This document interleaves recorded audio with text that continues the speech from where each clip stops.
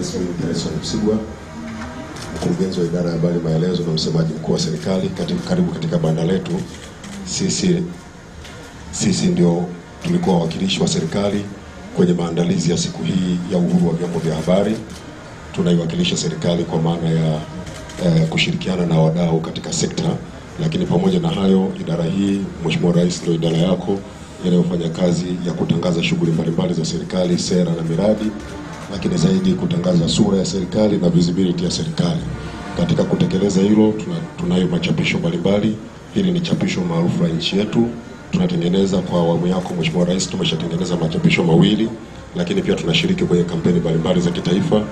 Kampeni ya corona tumetoa miongozo kwa ajili ya sekta ya habari, lakini sisi ndio pia tunaoandaa picha za viongozi wakuu wa serikali ya Mheshimiwa Rais, makamu wa rais na waziri mkuu, na picha ya baba wa taifa. Zaidi ya hapo, sisi tunaandaa vitambulisho vya waandishi wa habari, yani press card. Kwa sasa tunazo hizi za kizamani kidogo, lakini mwaka huu ndio tuko kwenye mabadiliko, tunakwenda kwenye vitambulisho vya kidijitali ambavyo mtu anaweza swap na taarifa zake zikaonekana mahali popote. Lakini zaidi ya hapo, Mheshimiwa Rais, sisi tunaandaa vipindi vya kupromote shughuli za serikali, vya kazi iendelee na shughuli nyingine na kampeni mbalimbali. Naambiwa muda ni mfupi. Hizo ni kwa kifupi ndio kazi ambazo tunazifanya sisi idara ya habari maelezo. Asante sana Mheshimiwa Rais, karibu sana.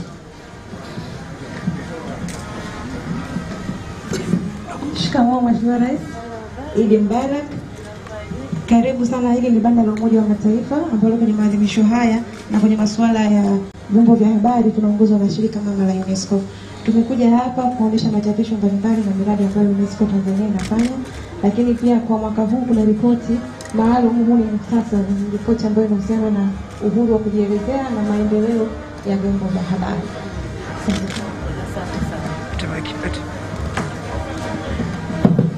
Mheshimiwa Rais, shikamoo.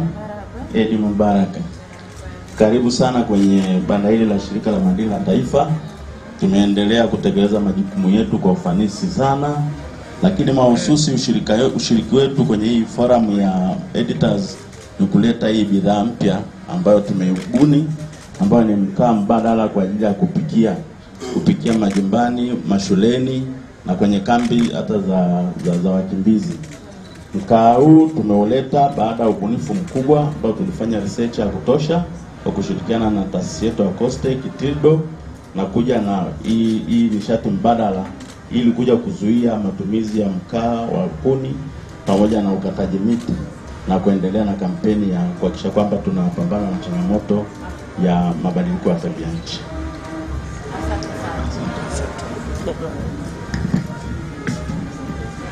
Shikamoo Mheshimiwa Rais. Idi Mubarak. Karibu sana tuwaweza East Africa. Sisi ni taasisi sio kwa serikali. Tunafanya kazi za kujengea uwezo wa wananchi pamoja na wanahabari, lakini pia tunafanya tafiti ambazo zinasaidia serikali pamoja na wananchi na taasisi mbalimbali kuleta maendeleo. Karibu sana.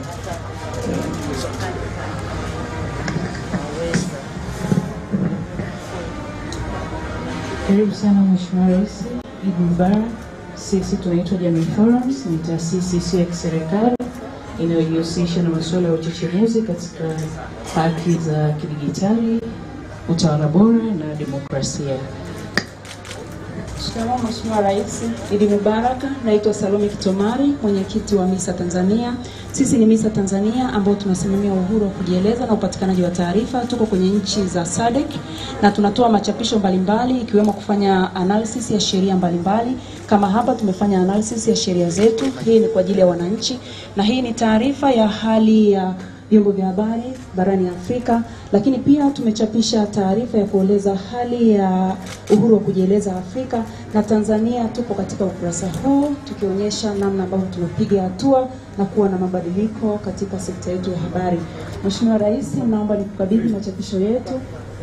Asante sana Mheshimiwa Rais. Shikamoo Mheshimiwa Rais. Hili ni shirika la Posta Tanzania. Unaongea na Constantine John Kasese, ni kaimu mkurugenzi wa biashara na uendeshaji wa shirika la Posta. Shirika la Posta kama mdau wa Siku ya Habari Duniani, sisi ni wahusika wa usafirishaji na usambazaji wa habari kwa njia ya magazeti, vipeperushi na majarida kutoka sehemu zote Tanzania, katika mtandao ambao unaonekana katika ramani yetu hii ambayo inaonyesha Tanzania nzima, tunafika kutumia magari ambayo tunayamiliki shirika la posta, lakini sambamba na ndege ambazo zinamilikiwa na serikali ya Jamhuri ya Muungano wa Tanzania. Pamoja na hilo, tunamiliki kituo cha kutolea huduma pamoja cha serikali ambapo tunatoa huduma mbalimbali kama vile huduma za BRELA, huduma za NIDA, huduma za RITA, TRA, PSSF pamoja na huduma nyingine nyingi ili kuwapunguzia wananchi mhangaiko wa kutafuta huduma mahali tofauti za serikali. Karibu shirika la posta. Shikamoo Mheshimiwa Rais, mimi naitwa Thomas Lemunge, niko kwa shirika la mawasiliano Tanzania TTCL. Kazi yetu kubwa ni kusimamia mawasiliano na kusimamia miundombinu ya mkakati inayotoa mawasiliano nchini kama mkongo wa taifa na data center. Tuko na wanahabari hapa leo na wametaja kazi yao na changamoto ya kidijitali. Tukaona ni muhimu tueleze na kuwatoa hofu wanahabari wa Tanzania kutokana na uwekezaji mkubwa uliofanywa na serikali kwa kuwekeza kwenye mkongo wa taifa wa mawasiliano ambao kimsingi unaendelea kukua. Tulianza na kilomita 5,000, sasa hivi tunakaribia kilomita 8,319 na unaendelea kujengwa. Hii ni kuonyesha jinsi gani tunajali kuelekea kwenye uchumi wa kidijitali. Vile vile tuna kituo cha kuhifadhi kumbukumbu ambacho kitawasaidia hata wanahabari kuhifadhi kumbukumbu zao kidijitali. Kwa hiyo yote tunawaondolea matatizo yao ya kidijitali ambayo umeona kama ni changamoto. Asante Mheshimiwa Rais.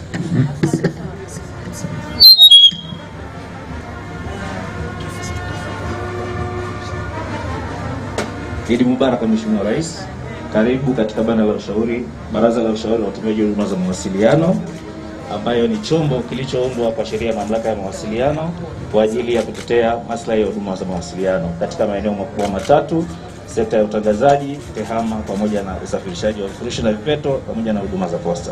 Karibu sana Mheshimiwa Rais.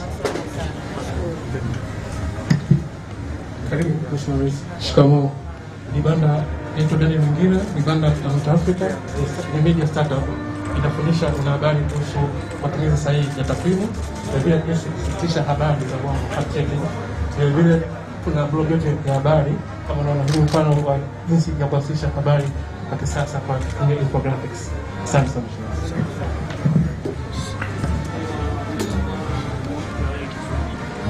Mheshimiwa Rais, karibu sana kwenye mfuko wa mawasiliano kwa wote. Ni taasisi ya umma ambayo iko chini ya Wizara ya Habari, Mawasiliano ya Habari. Lengo la mfuko kama lilivyoanzishwa ni kufikisha mawasiliano vijijini na maeneo ya mjini ambayo hayana mawasiliano hafifu. Lakini katika fursa hii tunashirikiana na wenzetu wa TBC, tumeweza kuboresha usikivu wa TBC maeneo mbalimbali nchini, na tunaendelea kuboresha usikivu wa TBC maeneo ya mipakani na sehemu nyingine kwa ajili ya maendeleo ya jamii na kiuchumi wa jumla. Karibu Mheshimiwa Rais. Mheshimiwa Rais, karibu sana kwenye banda la kampuni ya magazeti ya serikali ambayo TSN. Kazi yetu kubwa ni kuzalisha magazeti ya Daily News na Habari Leo. Lakini pia kazi yetu kubwa nyingine ni kulink, kutoa kiungo kati ya serikali na wananchi, kwa kuwapelekea habari za maendeleo na za burudani. Na katika kupambana na changamoto mbalimbali za teknolojia, Mheshimiwa Rais, anakuja na gazeti la kidijiti. Magazeti sasa yanapatikana mtandaoni na wote kwenye simu. Pia tumekuja na huduma ya commercial printing ambayo tunachapa majarida kama haya. Na Mheshimiwa Rais, tulipotimiza mwaka mmoja pia tulichapa jarida la Kiswahili na Kiingereza kwa nia ile ya kupeleka habari ambazo serikali yako imefanya makubwa kwa wananchi. Karibu sana Mheshimiwa Rais. Mheshimiwa Rais, karibu sana kwenye banda la Baraza la Habari. Baraza la Habari kwanza ni taasisi huru, ni chombo huru ambacho kinajihusisha na masuala ya habari nchini Tanzania. Imekuwa ikifanya kazi mbalimbali inayotoka ni kufuatilia mienendo ya vyombo vya habari, lakini pia kufanya masuala ya advocacy kuhusiana na sheria za habari pamoja na sera, kushirikiana na wadau mbalimbali pamoja na serikali. Karibu sana. Mheshimiwa Rais, shikamoo. Salama. Hapa ni banda la kituo cha sheria za binadamu. Tunafanya kazi ya uchechemuzi ya kufanya maboresho ya sheria pamoja na sera, lakini pia tunatoa msaada wa sheria kwa watu ambao hawana uwezo wa kupata huduma hizo. Na tuna ofisi Arusha, Dodoma pamoja na Dar es Salaam. Kwa hiyo karibu sana. Mheshimiwa Rais, shikamoo. Karibu banda la mamlaka ya mawasiliano Tanzania. Sisi ni wasimamizi wa sekta ndogo za mawasiliano ya simu, internet pamoja na mobile. Mheshimiwa Rais, tuko hapa kuendelea kuwapa elimu wadau wetu juu ya sera ya utangazaji na habari, ambapo kwa sasa kama mamlaka ya mawasiliano Tanzania tumeweza kusajili vyombo vya habari visivyopungua kwa online TV 557, lakini pia kwa online radio 37, lakini pia mheshimiwa, tumeweza kusajili television 48 pamoja na blog 135. Mheshimiwa, tunaendelea kusimamia vyombo vyote vya habari katika kuhakikisha tunaendelea kutunza maadili ya nchi yetu. Asante Mheshimiwa Rais, karibu sana. Asante, karibu sana kwenye jengo la Tume ya Tehama. Mheshimiwa Rais, shikamoo. Karibu sana. Sisi ni Tume ya Tehama, kazi yetu kubwa ni kusimamia sekta nzima ya tehama nchini, kutengeneza mazingira mazuri ya wawekezaji kuja katika kuwekeza katika tehama. Vile vile tunafanya mipango ya kuona tunawasaidia vijana wetu kupitia soft center, hasa hizi kampuni changa, ili tuweze kuwafikisha mbali katika sekta ya tehama. Karibu sana.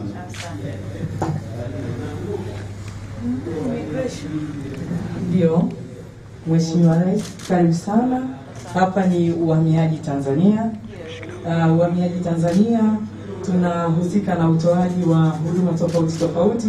Tukiangalia pale kwenye bango letu, tunaanza na passport, alafu kuna e-visa, kuna permit, na pia tuna border management and control.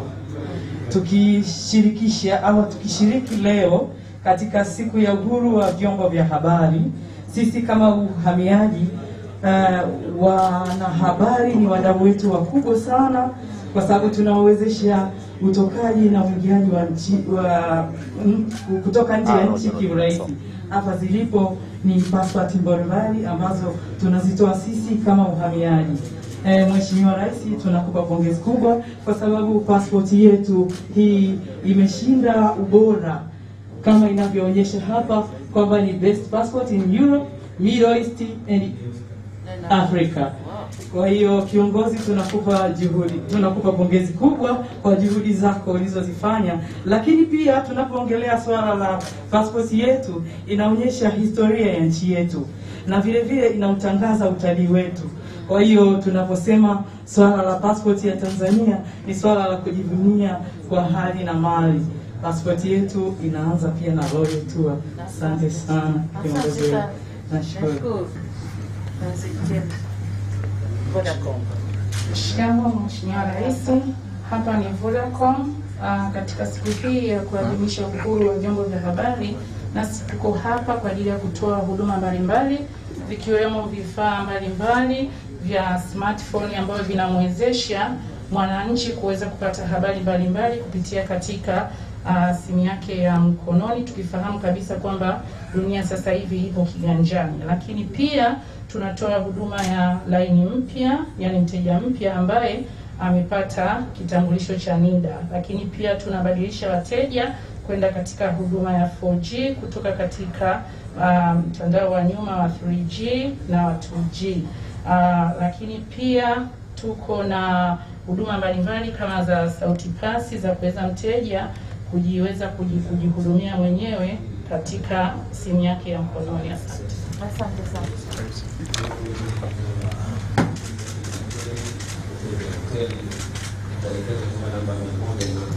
Sasa wanaingia ndio kidogo tusimame. Habibi na bwana, tusimame. Siku ya siku ya uhuru wa vyombo vya habari duniani. Tunaomba kubwa kwa mgeni wa Mheshimiwa Samia Suluhu Hassan, Rais wa Jamhuri ya Muungano wa Tanzania, siku ya uhuru wa vyombo vya habari duniani mwaka 2021. Hapo mwenyeji naomba tuendelee kusimama. Wito wa taifa na wito wa Jamhuri ya Afrika Mashariki.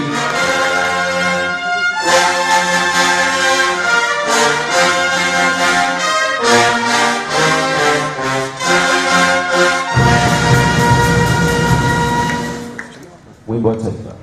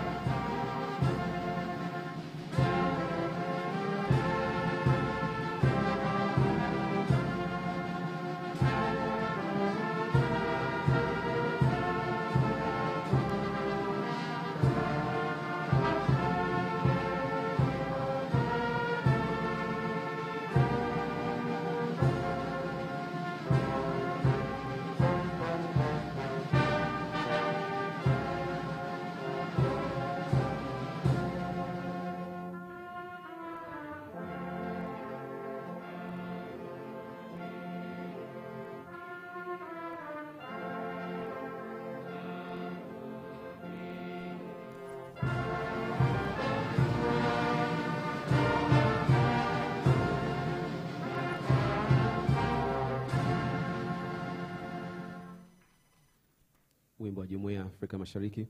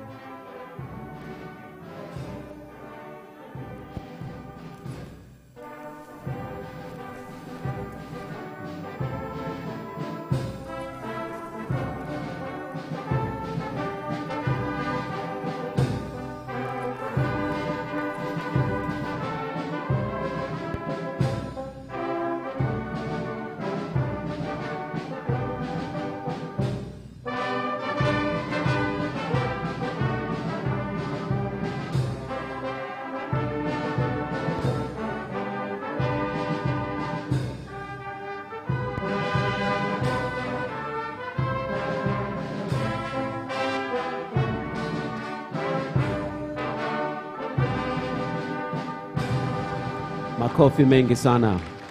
Naomba tuendelee kusimama kwa sekunde moja. Mheshimiwa Rais Samia Suluhu Hassan, sisi waandishi wa habari wa Tanzania, wa bara la Afrika, tungependa kusema Eid Mubarak kwako. Na tunaomba tukupigie makofi mengi sana ya furaha yetu ya kuwa naye katika ukumbi huu kwa siku ya leo. Makofi mengi. Wakina mama, naomba niwasikie wakina mama tafadhali. Wafundisheni wakina mama wa huko Ethiopia vigelegele vyetu. Asanteni, karibuni tukae. Karibuni tukae katika meza kuu, karibuni tukae. Waheshimiwa viongozi, mabibi na mabwana. Tutie baraka shughuli yetu hii. Naomba nimkaribishe Bishop Askofu Tris Shumbusho wa Zion City Church Tanzania. Tafadhali sana Bishop, naomba tupaze sala zetu kwa Mwenyezi Mungu, shughuli iwe na neema. Naomba tumpigie makofi mengi sana Tris Shumbusho.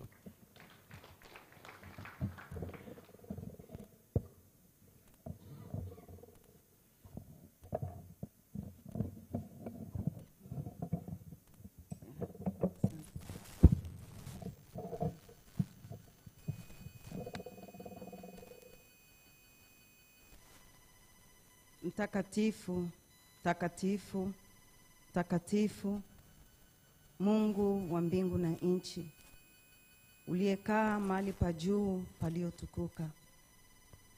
Kwa unyenyekevu kabisa, pamoja na kusanyiko hili, pamoja na delegate kutoka nchi mbalimbali, siku ambayo dunia inasherekea uhuru wa vyombo vya habari duniani kote, tunakuja kwa unyenyekevu kabisa zaidi kusema asante kwa roho ya uzima ndani ya kila mmoja wetu. Tunasema asante kwa amani ambao umeidumisha ndani ya nchi hii ya Tanzania. Tunasema asante kwa ajili ya kumuinua Mheshimiwa Rais Samia Suluhu Hassan, Rais wa Muungano wa Jamhuri ya Tanzania na mgeni rasmi wa tukio hili.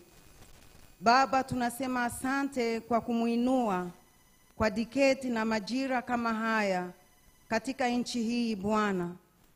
Tunamleta Bwana kwa unyenyekevu mbele ya kiti chako cha neema na rehema, mbele ya kiti chako cha enzi, pale ambapo nuru na taa 7 zinamulika mbele ya kiti chako cha enzi. Ndizo roho 7 ambazo unazitumia kwa kutawala ulimwengu.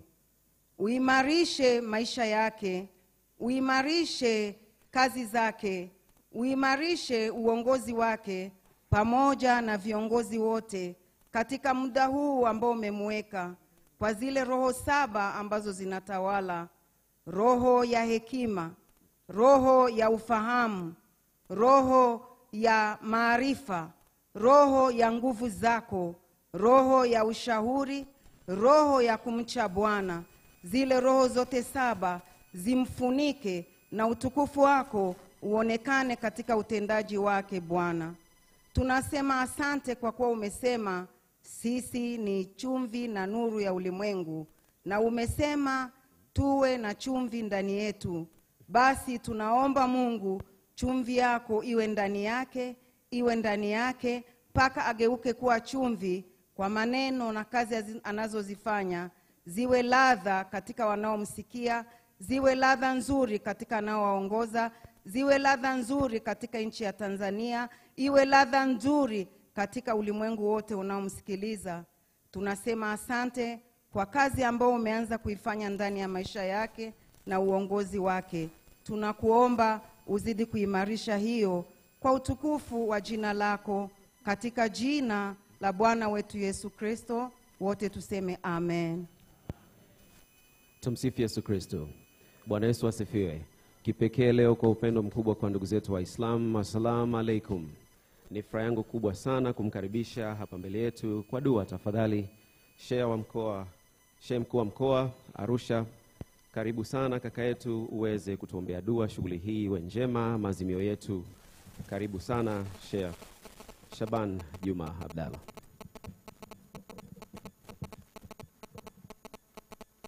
Bismillahirrahmanirrahim. Ewe Mwenyezi Mungu mwingi wa rehema, tuko mbele yako, tunakuomba kwa sababu umetuambia niombeni nitawajibu.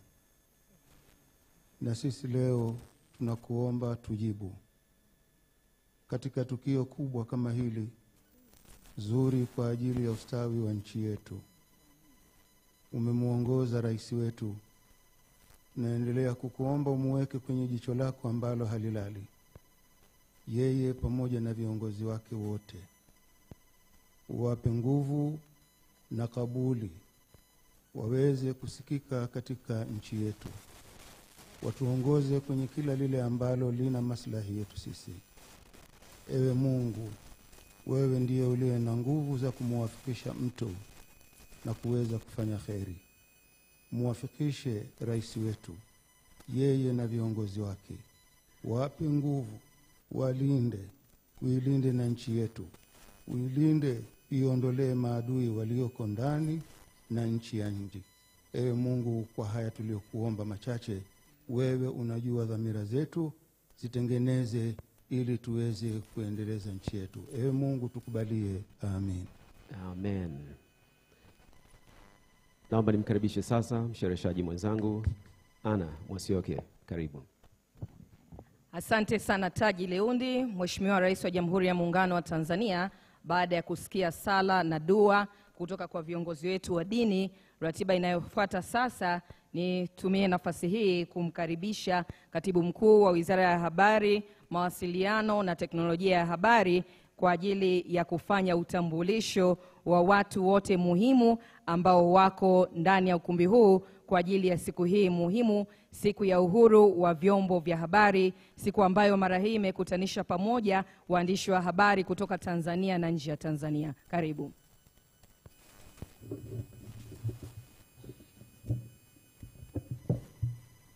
Mheshimiwa Rais wa Jamhuri ya Muungano wa Tanzania, na wasalimu nyote kwa jina la Jamhuri ya Muungano wa Tanzania.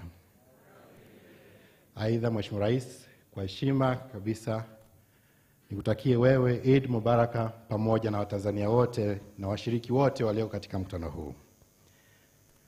Mheshimiwa Rais, awali yote napenda kuchukua fursa hii kumshukuru Mwenyezi Mungu kupatia fursa ya kuwa hapa leo tukiwa na afya njema.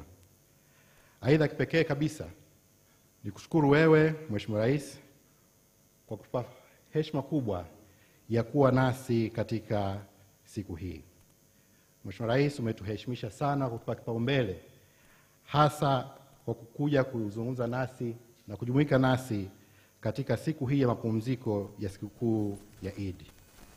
Mheshimiwa Rais, tangu tarehe 8 Februari umekuwa pamoja nasi, umejumuika nasi katika matukio mbalimbali, nasi tunakushukuru sana. Wizara yetu na watendaji wote tunajisikia fahari na heshima kubwa kutumika chini yako, lakini pia kwa uongozi wako na sapoti ambayo unaendelea kutupatia Mheshimiwa Rais. Sisi tunayo maono, Mheshimiwa Rais, na makusudi na nia thabiti ya kutumika na kuitumikia wizara hii na Watanzania kwa ujumla, kuifanya teknolojia ya habari na mawasiliano pamoja na sekta ya habari kuwa nguzo imara katika kuchechemua uchumi wa Tanzania na uchumi wa dunia kupitia Tanzania. Mheshimiwa Rais, kazi ambayo umeifanya katika filamu ya Royal Tour imetuongezea changamoto na ari ya kuendelea kutumika kwa ubunifu zaidi ili wizara hii iweze kuwa msingi na nguzo kuu ya uchumi wa kidigitali nchini kwetu. Mheshimiwa Rais, tunakupongeza sana. Mheshimiwa Rais, leo ni siku ya maadhimisho ya uhuru wa vyombo vya habari duniani, siku ambayo inaadhimishwa kidunia nchini Uruguay. Kwa hapa Afrika, kwa mara ya kwanza na kwa heshima ambayo umetupatia, inaadhimishwa katika jiji la Arusha nchini kwetu. Na takwimu, Mheshimiwa Rais, inaonyesha kwamba tunao washiriki kutoka nchi 54 ambao wapo katika mkutano huu. Mheshimiwa Rais, umepewa jukumu la kuwatambulisha waliohudhuria katika mkutano huu, nami kwa heshima nitafanya hivyo. Naomba nimtambulishe Mheshimiwa Nape Moses Nauye, Waziri wa Habari, Mawasiliano na Teknolojia ya Habari. Lakini pia naomba nimtambulishe Mheshimiwa Daktari Damas Ndumbaro, Waziri wa Katiba na Sheria. Naomba nimtambulishe Mheshimiwa John Mongela, Mkuu wa Mkoa wa Arusha. Nimtambulishe ndugu Zelote Steven, Mwenyekiti wa CCM Mkoa wa Arusha. Mheshimiwa Rais, namtambulisha kwako Mheshimiwa Manfendo Fanti, Mwakilishi Mkazi wa Umoja wa Ulaya. Naomba nimtambulishe Mheshimiwa Anders Sobek, Balozi wa Sweden hapa nchini. Naomba pia nimtambulishe Mheshimiwa Davis Konka, Balozi wa Uingereza nchini Tanzania. Mheshimiwa Rais, tunaye pia Profesa Herbert Geisen, Mkurugenzi wa UNESCO Kanda ya Afrika Mashariki. Tunaye Mheshimiwa Zlatan Milisk, Mwakilishi Mkazi wa Umoja wa Mataifa nchini Tanzania. Tunaye Mheshimiwa Win Musabayana, Mwakilishi wa Kamisheni ya Umoja wa Afrika. Yupo pia Mheshimiwa Christophe Bizaramo, Naibu Katibu Mkuu Jumuiya ya Afrika Mashariki. Mheshimiwa Rais, tunao majaji wa Mahakama Kuu, tafadhali popote walipo wasimame. Tunao waheshimiwa wakuu wa wilaya kutoka katika mkoa huu, lakini pia wakiongozwa na Mheshimiwa Said Mtanda, mkuu wa wilaya ya Arusha. Mheshimiwa Rais, tunao waheshimiwa wabunge. Tunaye Mheshimiwa Mrisho Gambo, mbunge mwenyeji wa jimbo la Arusha mjini. Pamoja naye tunaye Mheshimiwa Fredi Lowassa, mbunge wa Monduli. Tunao makatibu wakuu wakiongozwa na Katibu Mkuu Maria kutoka Katiba na Sheria. Mheshimiwa Rais, tunao katibu tawala, tukianza na katibu tawala kutoka mkoa wa Arusha. Tunao viongozi wa vyombo vya ulinzi na usalama, tafadhali walipo. Lakini pia tunao wajumbe wa halmashauri kuu ya CCM kutoka mkoa wa Arusha. Mheshimiwa Rais, tunao wadau wa maendeleo ambao pia wamejumuika pamoja nasi. Tunao makatibu tawala kutoka katika wilaya zote hapa mkoani Arusha. Wakurugenzi wa halmashauri pia tunao. Wako wakuu wa taasisi za umma ambao wamejumuika pamoja nasi. Wako pia wakuu wa taasisi kutoka katika sekta binafsi. Mheshimiwa Rais, tunaye mwenyekiti wa kamati ya maandalizi, lakini pia ni mwenyekiti wa jukwaa la uhariri Tanzania, ndugu yetu Deodatus Balile. Mheshimiwa Rais, tunao waheshimiwa viongozi wa dini, lakini pia tunao washiriki kutoka majukwaa mbalimbali ya wahariri na wanahabari ndani ya nchi na pia kutoka nje ya nchi. Mheshimiwa Rais, wapo wadhamini ambao pia wamewezesha shughuli hii, nao wamejumuika pamoja nasi. Mheshimiwa Rais, washiriki mbalimbali, waandishi na wa habari, mabibi na mabwana, naomba kuwasilisha. Mheshimiwa Rais, asante sana. Asante sana Dr. Jim Yonazi, Katibu Mkuu Wizara ya Habari, Mawasiliano na Teknolojia ya Habari, kwa utambulisho. Naomba tena tumpigie makofi kwa ajili ya utambulisho mzuri. Mheshimiwa Rais, naomba sasa nitumie fursa hii kumkaribisha Mkuu wa Mkoa wa Arusha, John Mongela, ambaye ndiye mwenyeji wetu hapa tulipo kwa ajili ya kutoa salamu za mkoa wa Arusha. Makofi tafadhali wakati tukimkaribisha.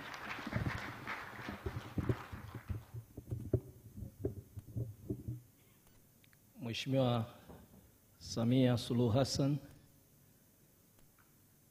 Rais wetu wa Jamhuri ya Muungano wa Tanzania, naomba nitambue wageni wote kwenye meza kuu, wageni wote rasmi ambao tumeshiriki. Mheshimiwa Rais, nichukue fursa hii kwa niaba ya wana Arusha kukushukuru wewe binafsi kwa ujio wako, na sisi wa Arusha tuna bahati. Tulikuwa na jambo kubwa sana tarehe 28 ulipofika tu kutoka Marekani, ulikuja kwa ajili ya uzinduzi wa filamu ya The Royal Tour, ambayo sisi ina maana kubwa sana Arusha, lakini kwa nchi nzima. Lakini pili, leo umekuja kwa ajili ya wanahabari. Niseme tu kwamba sisi wengine ambao tuko mikoani, wakuu wa mikoa, wakuu wa wilaya na mfumo wote wa utawala kwenye mikoa, ndio tunaoishi na wanahabari kila siku. Na matukio na habari zinazoandikwa chanzo chake ni huku mikoani na wilayani. Nikuhakikishie kwamba sekta ya habari ina mabadiliko makubwa, na sisi ni mashuhuda kwamba inachangia sana sasa kwenye kuweka chachu ya michakato yote ya maendeleo huku mikoani na wilayani ambako watu wapo. Nichukue fursa hii kuwashukuru sana wote katika sekta ya habari. Na sisi kwenye ngazi hizi ambazo ni wasaidizi wako, tunakuhakikishia tutaendelea kuwa karibu nao kama ambavyo umekuwa ukituelekeza kila wakati, ili wananchi wetu waweze kupata habari za uhakika kwa muda, lakini ambazo zitapelekea kuleta maendeleo ya kasi katika sekta zote. Mheshimiwa Rais, nisipoteze muda, nikukaribishe sana Arusha. Karibu sana Mheshimiwa Rais. Asanteni. Asante sana mkuu wa mkoa. Naomba tu tuwe na usahihi wa jina la Engineer Stephen Mlote, ambaye naibu katibu mkuu Jumuiya ya Afrika Mashariki. Asante sana kwa kutambuliwa vizuri kwa mara nyingine tena. Mheshimiwa mgeni rasmi, mabibi na mabwana, muda wetu ni muhimu sana. Kwa hiyo naomba sasa niwakaribishe wafuatao moja baada ya mwingine. Kwanza tuanze na ujumbe kutoka AU. Mrs. Win Musabayana, Head of Communications, African Union Commission. Naomba tumpigie makofi mengi sana. Alafu baada hapo tutakaribisha ujumbe kutoka UNESCO. Regional Director for Eastern Africa, Professor Herbert Gijzen. Na kisha baada hapo remarks from the UN Resident Coordinator, Zlatan Milicic, in quick sequence. I thank you very much, Master of Ceremony, for giving me this opportunity. Your Excellency Samia Suluhu Hassan, the President of the Republic of Tanzania, and our guest, the Honorable Minister of Information, Communication and Information Technology of the Republic of Tanzania. In the interest of time, I will salute all the excellencies, colleagues from the journalism and communication fraternities, and ladies and gentlemen. Excellency, we had been given the floor earlier before you arrived to make our comments and then also to make some key highlights in your presence to outline what the African Union's position on this meeting is and some of the key initiatives that we are undertaking. But firstly, Excellency, our first message was to greet you on behalf of the African Union and the African Union Commission, to greet you and the government and people of this great nation for the excellent preparations that have been made for this World Press Freedom Day under the theme Journalism Under Digital Siege. We noted, Excellency, that it is a mark of the great importance that you attach to the role of the media, that you are able to be with us on this very important day of Eid al-Fitr. Then we also noted that from the time of our arrival, we have experienced nothing but the very best of the legendary Tanzanian hospitality, which echoes the Pan-Africanism that Tanzania is very well known for, and which was demonstrated by the selfless support that this country offered to some of our countries to overcome colonialism and apartheid. Excellency, the African Union takes this as the perfect opportunity to sincerely appreciate the media's dedication to telling the African story, including the work that they continued to do in the very difficult time of the COVID pandemic. And we are here to assure them that we will continue to be their friend and to facilitate their work. We applaud, Excellency, the conducive climate around media freedom and operations under your leadership. We noted very strongly, Excellency, that it is important for us as Africans to take charge of our narrative. This means that we need to bust those negative stereotypes that have plagued our continent for so long. It means showcasing an Africa that is following through on its commitments to create the Africa that we want for ourselves today and for future generations, to openly discuss the challenges and to tell with pride our contributions to the world through the ages. We note, Excellency, that information is a public good and that the media has the very important and unique role to make sure that African citizens get to hear about the development information. In this respect, Excellency, I just want to outline some of the key policy frameworks that your union has created to safeguard the freedom and safety of journalists, which is a key element of the World Press Freedom Day. We noted the provisions of the Declaration of Principles on Freedom of Expression and Access to Information in Africa. We noted the model law on access to information and the guidelines on access to information and elections in Africa, as well as the African Union's Convention on Cybersecurity and Personal Data Protection. We also note that the digital transformation strategy will be very useful to colleagues in the media.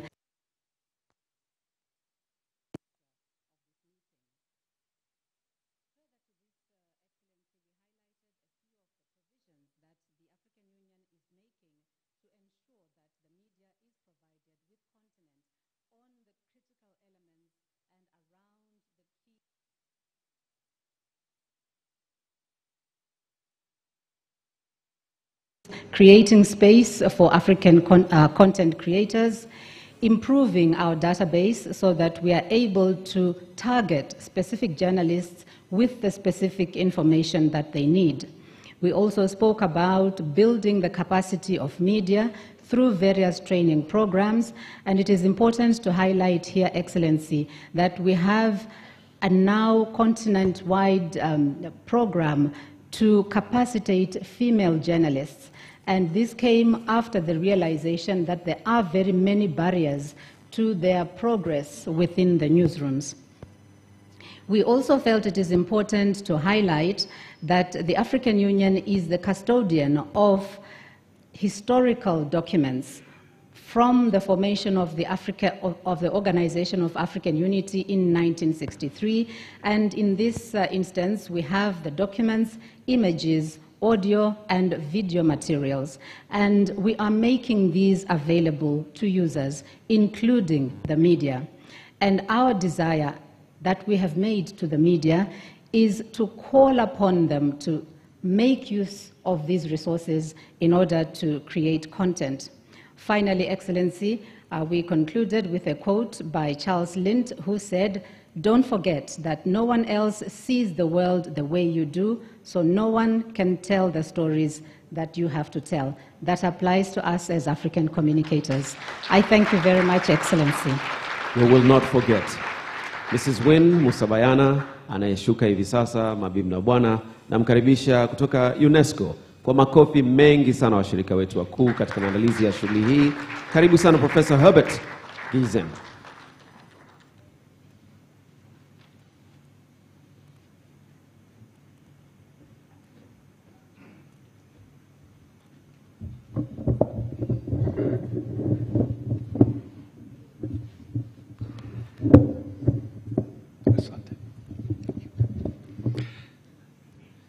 Your Excellency, Madam Samia Suluhu Hassan, President of the United Republic of Tanzania, Honorable Ministers, senior government officials, members of Parliament, Excellencies, distinguished journalists and media stakeholders, dear colleagues and friends, mabibi na mabwana, all protocols observed. Asubuhi njema na karibuni wote. Ni furaha yangu kujumuika nawe leo. Lakini sasa nitaendelea Kiingereza. I'm pleased to join you in this beautiful city of Arusha on the occasion of World Press Freedom Day 2022. I'm even more happy to join you this day because we also celebrate Eid al-Fitr. Madam President, Eid Mubarak. Eid Mubarak to all of you. Let me also congratulate you, Madam President, for hosting this first ever Continental Africa celebration of World Press Freedom Day. And the hosting of this event in Tanzania is an excellent choice, as this country, Tanzania, has made significant progress in advancing press freedom, freedom of expression, and access to information. With these introductory remarks, allow me now to read the official message of UNESCO on the occasion of World Press Freedom Day 2022. Whether in the context of COVID-19 or during war and conflict, reliable information is more than necessary. It is vital. Journalists play an essential role in providing this information. They assess, investigate, and disseminate facts, ensuring people can make informed decisions. Journalism is therefore a public good, which must be defended and supported as such. Yet, even as the United Nations marks the 10th anniversary of its plan of action on the safety of journalists and the issue of impunity, which UNESCO is proud to lead, journalists are facing a vast evolving environment. As our newest World Trends in Freedom of Expression and Media Development report shows, more than 5 in 6 people around the world live in a country that has experienced a decline in press freedom over the past 5 years. Some 400 journalists were killed during the same period just for doing their jobs. Digital technologies are further revolutionizing this landscape. They have permitted unprecedented exchanges of information supporting journalism across borders. We can now see what happens in any corner of the world at any time. But these opportunities come with new challenges. The advent of online platforms has called into question the economic viability of independent and pluralistic media, upending existing value chains and business models. The digital era has also put media workers and their sources at greater risk of being targeted, harassed, and attacked, for instance, due to data retention, spyware, and digital surveillance. Expressions of hatred against journalists have spiraled, affecting women journalists in particular. Our research shows that more than 7 out of 10 women reporters that took part in the survey have experienced online violence. And as few of these technologies are regulated transparently and with accountability, perpetrators of violence operate with impunity, often without leaving a trace. This must end. Technological advances need to be underpinned by respect for freedom, privacy, and safety of journalists. Social media networks must especially do more to tackle rampant disinformation and hate speech while protecting freedom of expression. UNESCO is firmly committed to these goals. To rise to emerging challenges, UNESCO supported the adoption of a new Windhoek Declaration for Information as a Public Good in the Digital Age. And this was 30 years after the first Windhoek Declaration that came out in 1991. And so this new declaration was adopted in last year's World Press Freedom Day conference in Namibia. Since then, UNESCO has been implementing the declaration by promoting new transparency principles for online platforms, undertaking research into sustainable media business models, and putting a new focus on media and information literacy in education systems. But we all must do more to address the risks and seize the opportunities of the digital age. On this World Press Freedom Day, I invite member states, technology companies, the media community, as well as the rest of civil society to come together to develop a new digital configuration, one that protects both journalism and journalists. That is the end of the official message from UNESCO. Thank you very much. Asanteni sana.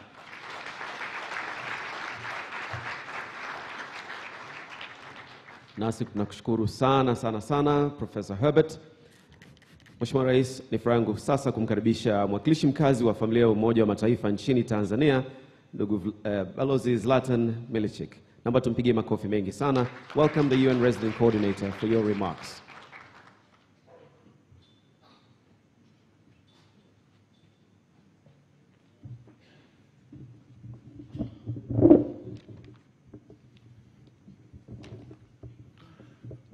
the President of the United Republic of Tanzania, Your Excellency Samia Suluhu Hassan, Minister of Information, Communication and ICT, Honorable Napen Nnauye, Arusha Regional Commissioner,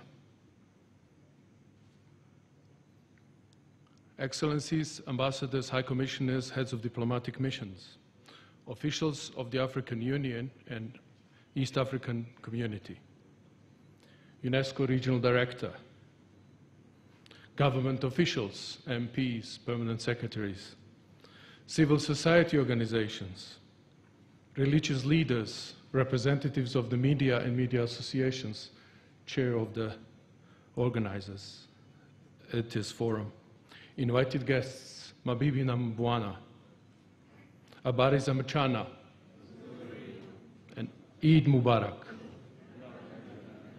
I'm privileged to be addressing you this morning at this important event, where we reflect on the fundamental principles of press freedom, evaluate its existence around the world, and remind each other about our joint responsibility to support and protect the media. Today, we also pay tribute to journalists who have been harmed and those who have lost their lives in the exercise of their profession. Wageni walikwa. World Press Freedom Day was proclaimed by the United Nations General Assembly in 1993 following a recommendation adopted by the UNESCO General Conference in 1991. This year's World Press Freedom Day theme is Journalism Under Digital Siege, and it reminds us about multiple ways in which journalism is endangered by surveillance and digitally facilitated attacks on journalists, and the resulting outcome of all of this to public trust in digital communications. World Press Freedom Commemoration allows journalists, civil society organizations, national authorities, the academia, the broader public to discuss the emerging challenges to press freedoms and the journalists, safety, and to work together on identifying solutions. We particularly need to support and protect women journalists, who often succumb to online and offline harassment and intimidation. The Secretary General of the United Nations message for this day reminds us of all the important and sometimes risky work that journalists do in collecting, processing, and disseminating information to the public. Mheshimiwa Rais, I will now deliver the United Nations Secretary General's remarks for this important day, and I quote, on the World Press Freedom Day, we shine a spotlight on the essential work of journalists and other media workers who seek transparency and accountability from those in power, often at great personal risk.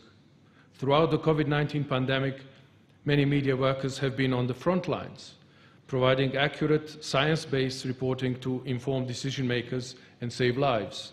At the same time, journalists who cover climate, biodiversity, and pollution have succeeded in bringing global attention to this triple planetary crisis we have. But the threats to the freedom of journalists and media workers are growing by the day, from global health to climate crisis, corruption, and human rights abuses. They face increased politicization of their work and attempts to silence them from many sides. Digital technology has democratized access to information, but it has also created serious challenges. The business model of many media social platforms are based not on increasing access to accurate reporting, but on increasing engagement, which often means provoking outrage and spreading lies. Media workers in war zones are threatened not only by bombs and bullets, but by the weapons of falsification and disinformation that accompany modern warfare. They may be attacked as enemy, accused of espionage, detained or killed simply for doing their jobs. Digital technology also makes censorship even easier. Many journalists and editors around the world are at constant risk of their programs and reports being taken offline. And digital technology creates new channels for oppression and abuse.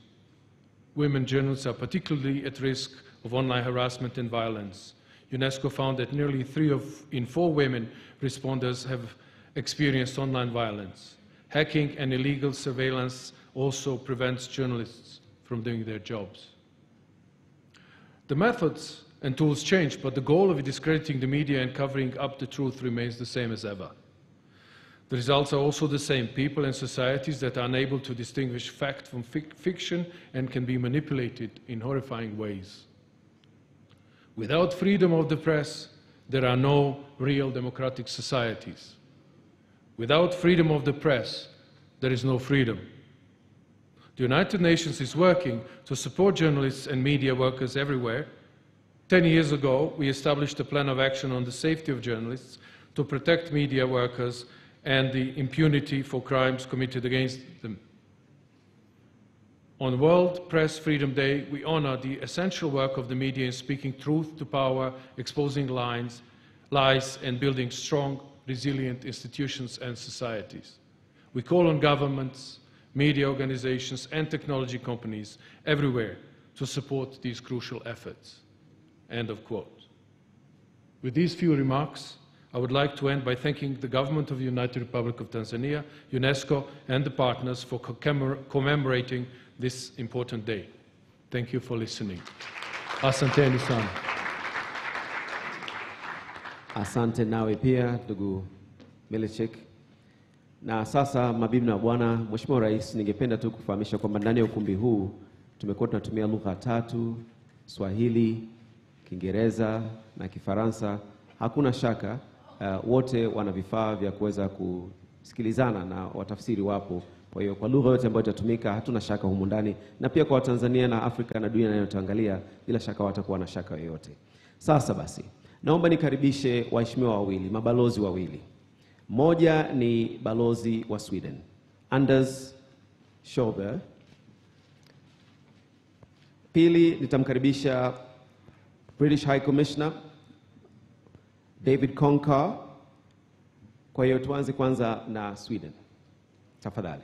Makofi mengi sana. Balozi amekuwa nasi kwa muda wote, mshiriki mzuri katika mkutano huu.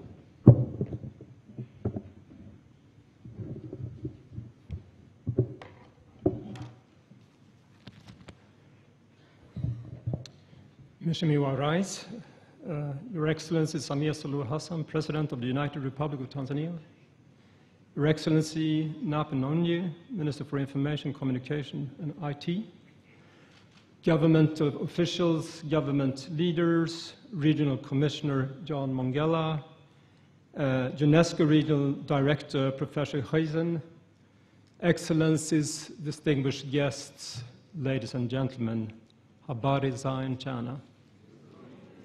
Eid Mubarak to you all. Tanzania and Sweden, we have a long history of working together to promote broader development goals nationally and internationally, and we truly appreciate the government of Tanzania's interest and commitment to engage in dialogue on important areas such as democracy and freedom of the speech. This is indeed manifested in this 3-day conference celebrating the World Press Freedom Day and its fundamental principles of pluralism and independence. As we have heard, journalists and media workers often find themselves exposed to challenging and sometimes very dangerous situations. As we gather here today, we pay tribute to those journalists who pay the ultimate price in the exercise of their profession. We do remember the tragic accident that happened in Mwanza some time ago, where 5 journalists and media workers died when they were on duty. We also note that Russia's illegal and unprovoked invasion of Ukraine has now been going on for 2 months, and at least 14 civilian journalists and media workers have been killed in the line of duty. Our thoughts are with their families and loved ones. Your Excellency, Tanzania is one of the fastest growing digital markets in Africa. It is estimated that 50% of the population here have some sort of access to the internet. And the emerging technologies allow citizens to directly access their leaders, organize public debates, and enabling more efficient participation. For independent media to thrive, law and regulations must take account of the evolving needs of a journalism in an era of rapid digital transformation. We do welcome Tanzania's commitment to amend the Media Services Act of 2016 as expressed in the response to the Universal Periodic Review of Tanzania Human Rights Record. And hopefully this could also pave the way for a broader review of related laws such as the Cybercrimes Act, the Access to Information Act, and the Online Content Regulation, which are currently limiting media freedom and the citizens' enjoyment of freedom of expression. In the same vein, we laud the government's willingness to speed up the process related to a data protection bill. Ensuring the protection of personal data and privacy rights is inevitable as more and more services and interactions are taking place in the digital space. Mheshimiwa Rais, Sweden, we have been partnering with the Media Council of Tanzania to promote accountability within the media sector. And we're also a strong supporter of the United Press Clubs of Tanzania since the very beginning. 28 press clubs around the country with more than 800 journalists as members. And the journalists out there are offered training on a variety of themes, including digital journalism and digital security. When I visited press clubs together with my embassy team, they share stories with us, and some of the stories are the following. They say that digitalization offers many opportunities. For instance, the press club here in Arusha, I understand, is operating an online TV station, and many press clubs have their own blogs.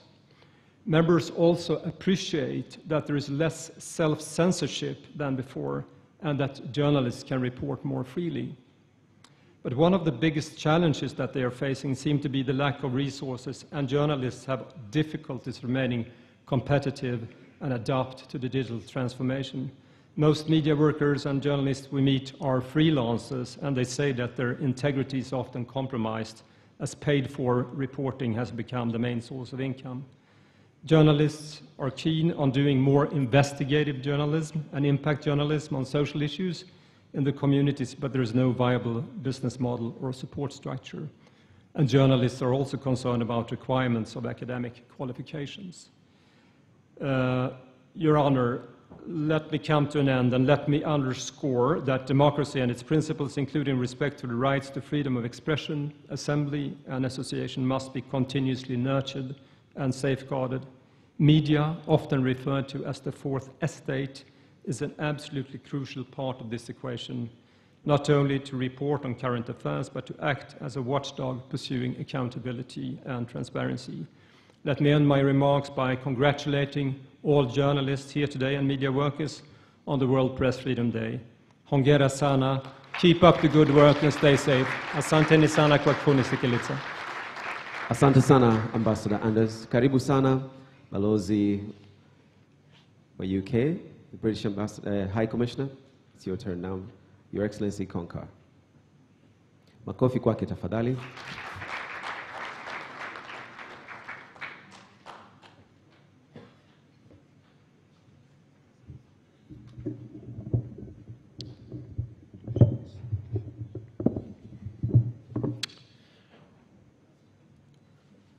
Rais wa Jamhuri ya Muungano wa Tanzania, Mheshimiwa Samia Suluhu Hassan, Waziri wa Habari, Utamaduni, Sanaa na Michezo, Mheshimiwa Nape Nnauye, Mkuu wa Mkoa wa Arusha, Mheshimiwa John Mongella, Regional Director for UNESCO, I don't know how to say that in Kiswahili, so forgive me, Hubert Gaidron.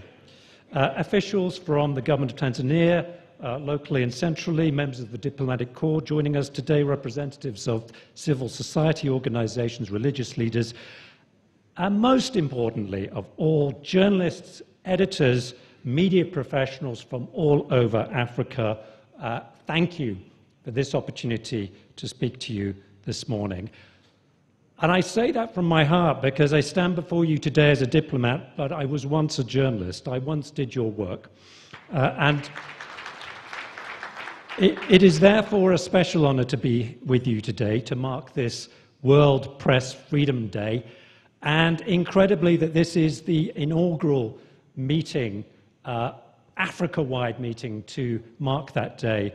And it is a great privilege to be here.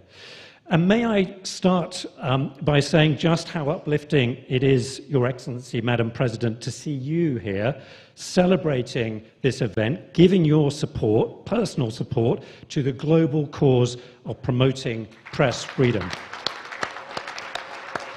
And Your Excellency, your presence is uplifting for many reasons, particularly as it's on Eid, a very special day. So thank you for that. But let me just highlight a few of those reasons why it's uplifting. First, as we've been hearing, the indispensable role that a free and independent press plays in enabling countries to thrive economically and politically. A seminal study some years ago found that countries with an independent media are less prone to famine because the populations are alerted to the upcoming food shortages earlier and because the governments of those countries take earlier action. In other words, there is evidence that supports the point that press freedom actually saves lives. Research also shows that press freedom delivers a wide range of developmental benefits: increased political participation, reduced corruption, more effective delivery of services, enhanced subjective well-being across the population.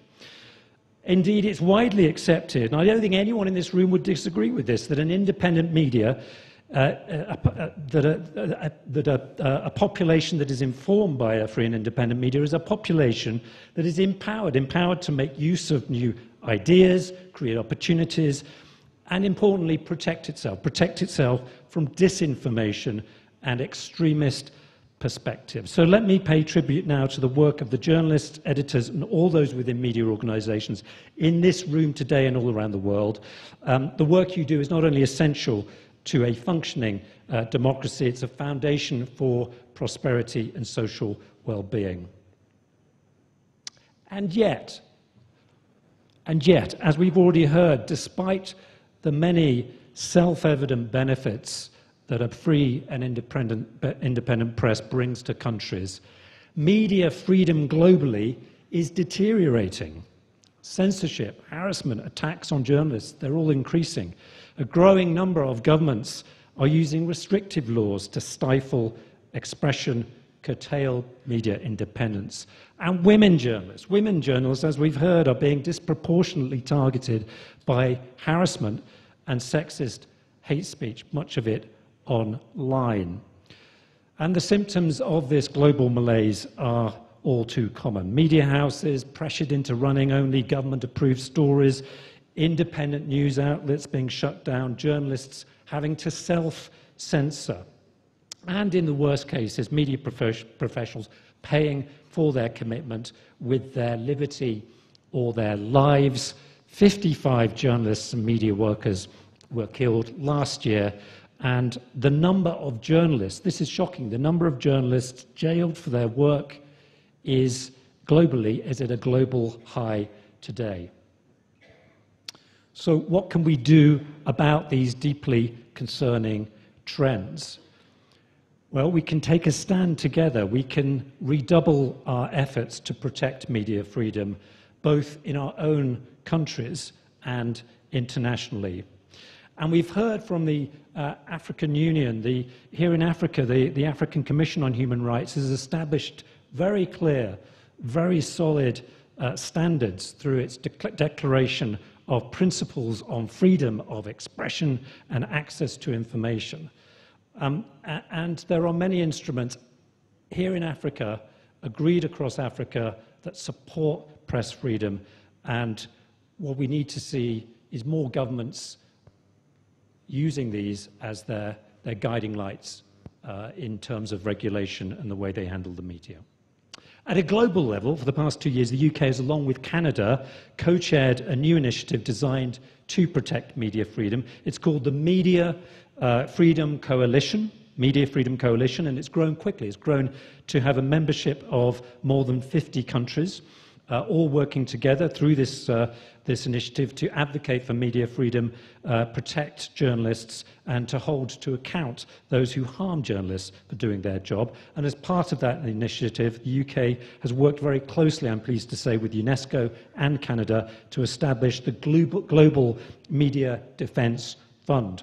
And this fund provides financial and legal support to journalists, their families, and civil society, as well as training. The UK has committed £3 million, or more than 10 billion shillings, to fund that effort over the past 3 years. Thank you.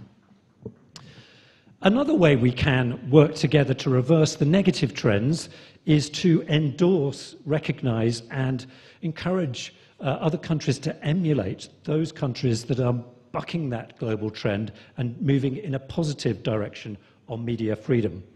And in light of that, it's fitting that this event is taking place here in Tanzania this year, where under the leadership of Her Excellency the President, we have recently seen some very positive steps, including some long-standing bans on media outlets being reversed and a review being initiated into media laws, including the Media Services Act. And it's been heartening too to see Tanzania accept some of the recommendations on media freedom in the recent UN Human Rights Council Universal Periodic Review. Your Excellency, development partners welcome these steps, and rest assured that we will not only support Tanzania on this journey, but be hoping that other countries in the region and beyond will follow the example you and your government are setting. And with that in mind, we would note that it would offer inspiration and encouragement to other countries to see Tanzania consider at least the possibility of joining the Media Freedom Coalition, if not now, then at some point in the not-too-distant future. Over the past 3 days, we've seen the commitment and passion of those who work in the media on display at this event. For their sake, for the sake of citizens across Africa and the world, the UK is proud to join this platform on World Press Freedom Day to renew our commitment to support the media freedom that is so essential to all of the fundamental freedoms on which our collective success depends. So, hashtag Uhuru Vya Habari, Eid Mubarak, Asanteni sana kwa kunisikiliza, Mungu ibariki Tanzania. Thank you. Asante sana balozi wa Uingereza hapa Tanzania, David Konka, kwa maneno mazuri katika siku hii muhimu ya uhuru wa vyombo vya habari. Mheshimiwa Rais, naomba sasa nitumie fursa hii kumkaribisha mwenyekiti wa jukwaa la wahariri Tanzania TEF, Deodatus Balile, ili aje kutoa salamu za jukwaa la wahariri, kisha atamkaribisha Mheshimiwa Waziri, ambapo Mheshimiwa Waziri atakukaribisha wewe Mheshimiwa Rais. Makofi tafadhali.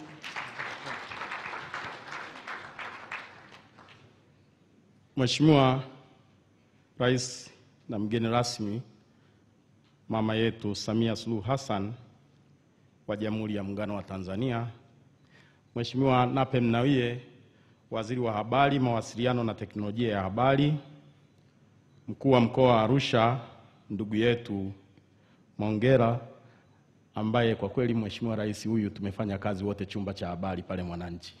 Tulikuwa tunatafuta wote matangazo na habari. Lakini sasa ni mkuu wa mkoa na mimi niko huko kwenye habari. Mheshimiwa Katibu Mkuu Dr. Jimmy Yonas, Katibu Mkuu wa Wizara ya Habari, Mawasiliano na Teknolojia ya Habari, Manfredo Fanti, Balozi wa EU Tanzania, Mkuu wa Mawasiliano ya AU, mama yetu Win, Zlatan Miliski, mratibu mkaazi wa Umoja wa Mataifa UN, Professor Herbert Gizen, mkurugenzi wa UNESCO kanda ya Afrika, ndugu yetu Gerson Msigwa, mkurugenzi wa idara ya habari na msemaji mkuu wa serikali,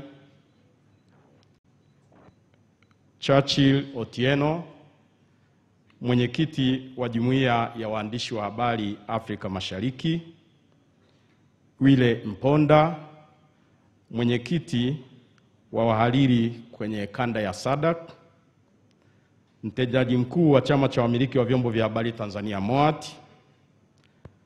ndugu yetu Kajubi Mkajanga, katibu mtendaji wa Baraza la Habari Tanzania MCT, Salome Kitomari, mwenyekiti wa MISA Tanzania, ndugu yetu Deo Onsokoro, Rais wa Umoja wa Klabu za Waandishi wa Habari Tanzania. Na Mheshimiwa Rais hapa niseme kidogo, hii ni rais yenye ara ndogo. Bi Joyce Shebe, mwenyekiti wa chama cha waandishi wa habari Tanzania, wanawake Tanzania, lakini ila nimeambiwa kwamba yupo mkurugenzi wake wa TAMWA Dr. Rose Ruben. Prosper Kwizega, mwenyekiti wa mtandao wa redio za kijamii Tanzania. Ndugu Danstan Kamanzi, mkurugenzi wa wakfu wa vyombo vya habari Tanzania TMF. Dr. Ayubu Rioba, mkurugenzi mkuu wa TBC. Nimemwona dada yetu Msokwa. Lakini pia wahariri na waandishi wa habari kutoka sehemu mbalimbali na hapa Tanzania, wageni waalikwa, mabibi na mabwana. Nadhani mtanishangaa kwa nini nimepitia protocol ndefu hivi. Ni siku yetu leo. Kwa hiyo nikasema walau kwenye majukwaa tumezoea Mheshimiwa Rais wanatambulishana wote, lakini tukasema na sisi leo walau tuwatambue kidogo. Mheshimiwa Rais, kwanza nichukue fursa hii kumshukuru Mwenyezi Mungu kwa kuendelea kutujalia uhai sote tulioko hapa, na ni kwa neema zake kuwa leo tuko hapa kufanya shughuli hii muhimu ya kukumbushana utendaji wa vyombo vya habari nchini, Afrika na dunia kwa ujumla, ambapo hatimaye tutaimarisha ushirikiano kati ya dola, jamii na vyombo vya habari kwa maslahi mapana ya maendeleo ya taifa na bara letu la Afrika. Mheshimiwa mgeni rasmi, na kushukuru kwa kukubali mwaliko wetu, kwani kwa kufanya hivi Mheshimiwa Rais umedhihirisha kwa matendo nia yako ya kukuza ushirikiano kati ya serikali na vyombo vya habari. Tunakushukuru sana Mheshimiwa Rais. Mheshimiwa Rais, niruhusu niseme Idi Mbarak. Nafahamu umetupa heshima ya pekee leo kwa muda kama huu, na kwa siku hii maalum ambayo ni Eid al-Fitr, ulipaswa kujumuika na familia, ukakaa na ndugu jamaa na marafiki, ila umechagua kujumuika na jumuiya pana ambayo ni tasnia ya habari. Tunasema asante sana Mheshimiwa Rais. Mheshimiwa Rais, naona itapendeza kidogo, kwa maana tumesema kwamba tuko hapa Afrika. Ukifahamu kina nani tuko nao hapa ukumbini kwa siku muhimu ya kihistoria ya leo, ambao ni wadau wa vyombo vya habari na wawezeshaji wetu, ili angalau nawe ufahamu uwakilishi mpana ambao tunao hapa ukumbini. Nafahamu Mheshimiwa Katibu Mkuu Dr. Jimmy Yonazi amewatambulisha wageni walioko hapa, ila wale wa kitaaluma na wadau wengine naomba niwatambulishe kwako Mheshimiwa Rais. Naona itakaa na, ila nikitaja makundi naomba msimame, maana Dr. Jimmy Yonazi alipofika kwa waandishi wetu akenda haraka. Kwa hiyo nikasema basi na sisi ni siku yetu, basi tuwatambue kidogo. Nikitaja makundi naomba msimame. Tuna wawakilishi kutoka the African Editors Forum, TAEF.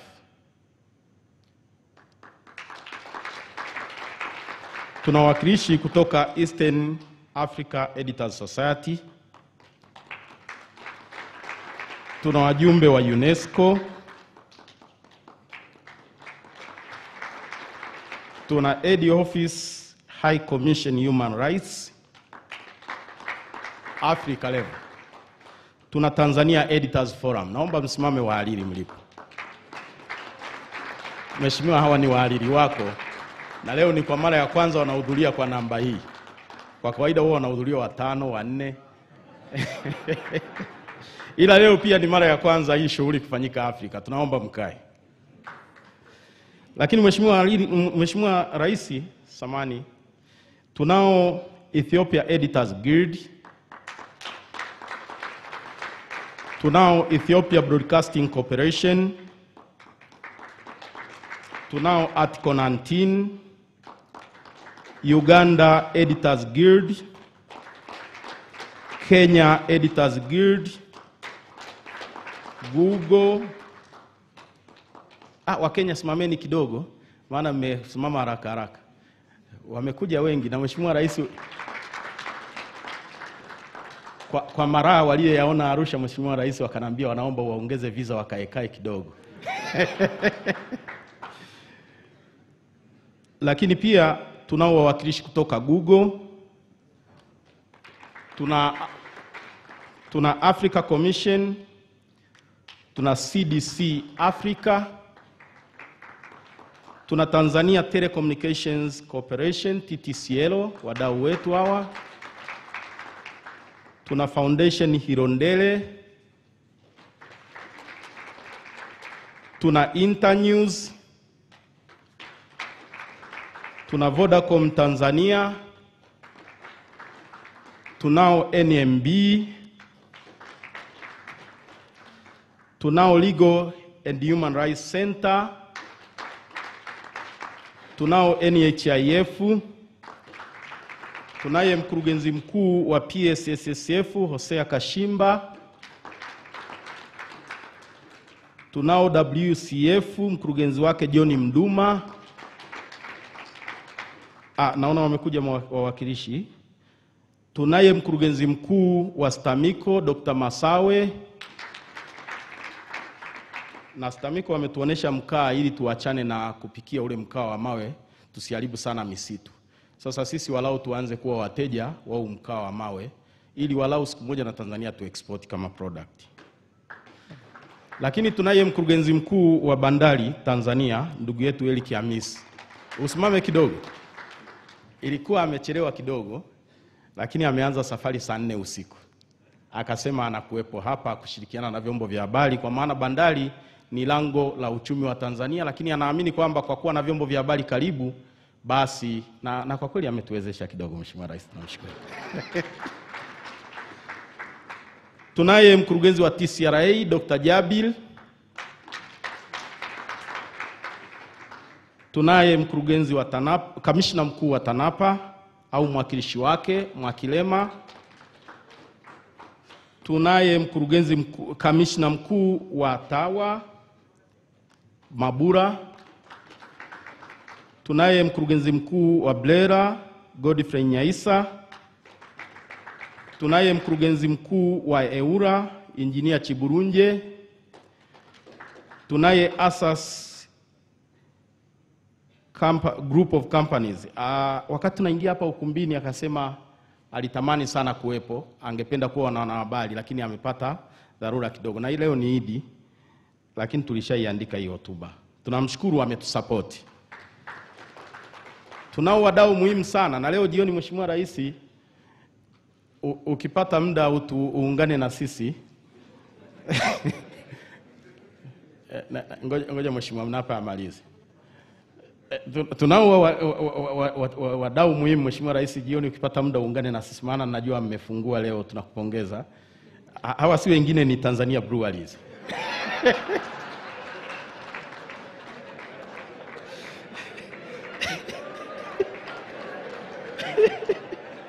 Asante Mheshimiwa Rais.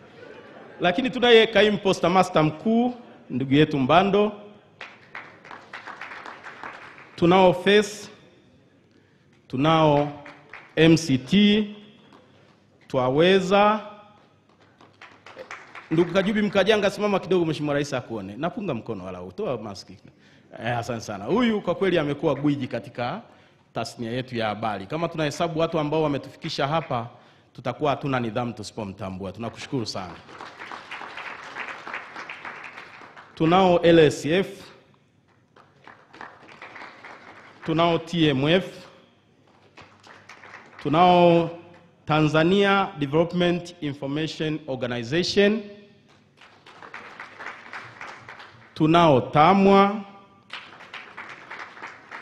tunao Elimika, tunao Nukta Afrika, tunao Misa Tanzania, tunao Misa, simameni kidogo, ila kwenye hotuba nitalieleza kidogo. Hawa ndio walianzisha siku ya uhuru wa vyombo vya habari mwaka 92 baada ya UNESCO kuungana nao. Kwa hiyo nitaeleza 91, mnakosea. Nitaeleza. Tulieni, tuliza ball. Karibuni. Tunao PRST na karibia mwisho. Orodha ilikuwa ndefu, lakini ilibidi Mheshimiwa Rais ajue kwamba leo Afrika ilikuwa Tanzania. Lakini tunao UTPC, mkurugenzi wake yuko hapa Kasani, na press clubs hao wanasimamia waandishi wa habari sehemu zote nchini. Kuna press club 28. Tunao EU, asante mkurugenzi. Tunao SDC Africa. Tunao Jamii Forums. Huyu ni jeshi la mtu mmoja, lakini asiyejua Jamii Forums analake jambo. Tunao TBC ambao hivi wanaturusha live. Tunao East Africa Editors Society. Tunao USAID na tunao Tadio. Asanteni sana. Mheshimiwa Rais, kama kuna niliowasahau nisamehe, lakini kwa makusudi, kwa sababu ni mara ya kwanza siku hii inafanyika Tanzania, nilisema uwaone, wametuunga mkono. Nchi 54 zimekuwa na wawakilishi hapa. Kwa kweli tunafurahi sana. Tunakushukuru Mheshimiwa Rais. Mheshimiwa mgeni rasmi, leo ni siku ya maadhimisho ya uhuru wa vyombo vya habari duniani. Siku hii inaadhimishwa kidunia nchini Uruguay. Kwa Afrika mwaka huu, kwa mara ya kwanza siku hii inaadhimishwa hapa jijini Arusha, Tanzania. Hapa tunao wawakilishi kutoka nchi 54 za Afrika ambao wengi wao ni mara ya kwanza kufika Tanzania, na kwao nasema karibu nyumbani Tanzania, kwenye mlima Kilimanjaro, nyumbani kwa mlima Kilimanjaro, Serengeti, visiwa vya marashi ya karafuu Zanzibar na uchumi wa buluu. Karibuni sana wageni wetu. Mheshimiwa mgeni rasmi, naomba kutumia fursa hii kuwapongeza waandishi wa habari wote Afrika wanaofanya kazi ya kukusanya, kuchakata, kuchapisha habari na taarifa kwa nia ya kuhabarisha, kuelimisha na kuburudisha. Hongereni sana kwa siku hii muhimu katika historia ya uandishi wa habari nchini, Afrika na duniani kwa ujumla. Kila Mei 3 waandishi wa habari duniani kote huadhimisha siku ya uhuru wa vyombo vya habari tangu mwaka 1993. Siku hii inaadhimishwa kwa nia ya kupitia kiwango cha uhuru wa vyombo vya habari duniani, kulinda uhuru wa vyombo vya habari na kutoa heshima kwa waandishi wa habari waliouawa kazini. Mheshimiwa mgeni rasmi, mwaka 1991 wanahabari wahariri wa magazeti walikutana jijini Windhoek, Namibia, wakapitisha azimio la kuwa na siku ya uhuru wa vyombo vya habari duniani. Mwaka 1992 shirika la elimu, sayansi na utamaduni la Umoja wa Mataifa UNESCO, ambao walikuwa kati ya wafadhili wa mkutano wa Windhoek, waliamua kuirasimisha siku hii na wakaanzisha taasisi ya vyombo vya habari kusini mwa Afrika, MISA, ambayo Tanzania inatawi, na taasisi za aina hii sehemu mbalimbali duniani. Mwaka 1993 mkutano wa Umoja wa Mataifa UNGA ulipitisha azimio la siku ya uhuru wa vyombo vya habari duniani kutokana na mapendekezo ya UNESCO katika mkutano wa 26 wa UNESCO uliofanyika mwaka 1992. Mheshimiwa mgeni rasmi, kauli mbiu ya mwaka huu katika maadhimisho ya uhuru wa vyombo vya habari inasema ni vyombo vya habari na changamoto ya teknolojia ya kidijiti, au kwa Kiingereza media and digital siege. Kauli mbiu hii inatualika kutafakari iwapo mazingira ya kikazi na uhusiano baina ya vyombo vya habari na serikali na jamii yanawezesha kufikiwa kwa lengo la muhimu ambalo lipo kwa makusudi yake, yaani upatikanaji na upashaji wa habari. Kama tulivyotaja hapo juu, kuna nchi nyingi ambazo waandishi wa habari wanawindwa na kwa kutumia teknolojia ya habari. Na mwaka huu kwa mujibu wa taarifa za UNESCO zilizoko kila pahala, waandishi 55 wameuawa kwa mwaka jana. Idadi hii imepungua kidogo kwa sababu mwaka juzi waliuawa waandishi 65. Kwa kujali maisha yao, naomba kwa nusu dakika tu tusimame kuwakumbuka.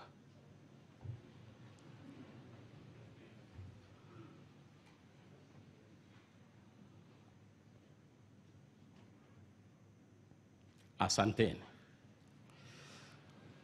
Tunaomba serikali zetu Afrika na duniani kwa ujumla zilinde maisha ya waandishi wa habari wanapokuwa kazini, kwani inaumiza waandishi kupoteza maisha na bado watenda maovu wapatao 80% hawachukuliwi hatua ipasavyo au wanakwenda bila kuguswa, impunity. Wakati tunapoadhimisha siku hii, tunauona umuhimu wa kuwapo kwa ushirikiano kati ya pande mbili, waandishi wa habari, serikali, kwa lengo la kuhakikisha kwamba utumishi wetu katika vyombo vya habari unakuwa wenye thamani mbele ya umma tunaoutumikia, bila kuhatarisha maisha yetu kwa kuzingatia sheria, kanuni na taratibu. Tunaziomba serikali za Afrika na wanajamii waviwezeshe vyombo vya habari kufanya kazi yake kwa ufanisi. Mheshimiwa mgeni rasmi, kwa nyakati tofauti, taasisi zetu za kihabari zimekuwa mara kadhaa zikikutana kujadili uhuru wa vyombo vya habari kwa dhana pana ya uhuru wa wananchi kutoa mawazo, freedom of expression. Mwelekeo wa Tanzania katika uhuru wa habari tangu umeingia madarakani umekuwa wa kujivunia.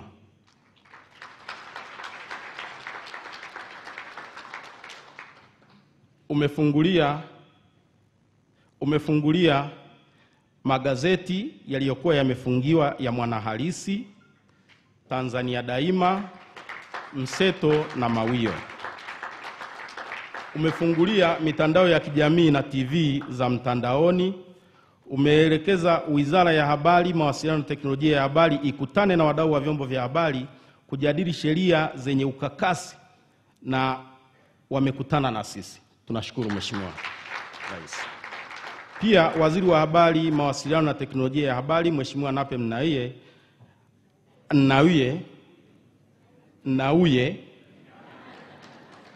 Nnauye ametangaza ataunda kamati ya pamoja kati ya wadau wa habari na serikali kupitia sheria zinazolalamikiwa.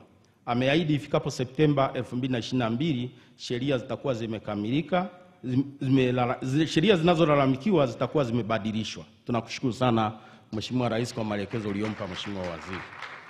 Mheshimiwa Rais, nakwenda haraka nimeletewa kikaratasi hapa. Serikali kupitia Wizara ya Habari, Mawasiliano na Teknolojia ya Habari imebadili kanuni za maudhui mtandaoni 2018, ambapo sasa zinaruhusu TV za ndani zionekane kwenye vingamzi kupitia DSTV. Bei ya leseni kwa mwaka ya televisheni imeshuka kutoka wastani wa shilingi milioni 73 na sasa wanatozwa shilingi milioni 32 na mengine mengi.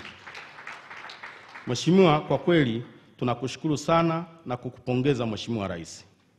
Mheshimiwa Rais na Mheshimiwa mgeni rasmi, katika ngazi ya kimataifa tukiangalia taarifa za waandishi wa habari wasio na mipaka, Reporters Without Borders, imeonyesha kwa miaka 6 mfululizo Tanzania ilikuwa na anguko la uhuru wa vyombo vya habari, ila sasa hali inatia matumaini. Hali inatia matumaini. Karatasi imekuja. Naomba ni nani? Hali inatia matumaini. Kwa maana ya kwamba tangu mwaka 2016 Tanzania ilikuwa nafasi ya 71. Lakini baada ya wewe kuingia madarakani, tulikwenda anguko liliendelea mpaka wewe ulipolidhibiti. Mwaka 2016 ilikuwa ya 71 kati ya nchi 180. Na mwelekeo uliendelea kuwa wa kushuka kuelekea kusiko hadi ulipoingia madarakani na kusitisha mseleleko huu. Mwaka 2017 nchi yetu ilishuka hadi nafasi ya 83, mwaka 2008 ikawa ya 93, mwaka 2019 ikawa ya 118 na mwaka 2020 ikawa ya 124. Mheshimiwa Rais, nchi yetu haitashuka tena, na kwa hizi hatua ulizochukua na kuhakikishia kwamba mwaka 2022 tutapanda sana. Tunakupongeza na kukushukuru sana Mheshimiwa Rais, mwelekeo huu mpya mzuri wa kukuza uhuru wa vyombo vya habari hapa nchini. Mheshimiwa Rais, muda unakwenda kasi na yaruka mengine. Matukio yaliyokuwa yanatuangusha na yanaendelea kuziangusha nchi nyingi za Afrika ni pamoja na kufungia magazeti, waandishi kupigwa, redio kutozwa faini za kiolela, mitandao ya kijamii kufungiwa, kesi zinazotokana na uchapishaji wa habari kufunguliwa kama jinai badala ya madai, watu kufikishwa mahakamani kwa kutoa maoni yao mitandaoni na mengine mengi ya aina hiyo. Mheshimiwa mgeni rasmi, wadau wa habari nchini tulipokea kwa bashasha kubwa kauli uliyoitoa katika mkutano wako na wahariri ya Juni 28, 2021 ulipoagiza sheria hizi zipitiwe na kufanya marekebisho. Mheshimiwa mgeni rasmi, sheria ambazo zinapitiwa sitazitaja kwa sababu muda unakwenda kasi na najua una shughuli nyingine. Nizungumzie hili moja, gharama za uendeshaji wa vyombo vya habari. Mheshimiwa mgeni rasmi, kwa upande wa magazeti, gharama za kuendesha vyombo vya habari zimepanda kwa kiwango cha kutisha. Bei ya karatasi duniani imepanda kutoka wastani wa dola 450 kwa tani kwa mwaka jana hadi dola 1500 nilipoangalia leo asubuhi. Hii ni ongezeko la zaidi ya 250%. Mheshimiwa mgeni rasmi, tunakuomba wewe na serikali nyingine za Afrika katika bajeti za mwaka huu muondoe kodi ya ushuru wa forodha na VAT kwenye karatasi za kuchapisha magazeti, kwani magazeti yanatumika kuelimisha jamii, hivyo si vyema kuyaacha yakafa kutokana na gharama za uzalishaji. Mheshimiwa mgeni rasmi, mwisho lakini si kwa umuhimu, tunaomba kuchukua fursa hii kukupongeza. Sisi si wanasiasa, lakini mazuri tunayaona na tunayasema. Tunatambua na kupongeza juhudi za serikali za kusimamia mambo ya msingi kama uwajibikaji, ujenzi wa madarasa 15,000 unaokuza elimu, vita dhidi ya rushwa na ufisadi, uandaaji na utoaji wa anwani za makazi, matumizi endelevu ya rasilimali za umma, ujenzi wa miundombinu kama vile reli ya kisasa SGR, miradi mikubwa ya umeme kama bwawa la Mwalimu Nyerere, uimarishaji wa ETCL, bandari, kuendeleza kasi ya kuhamia makao makuu Dodoma.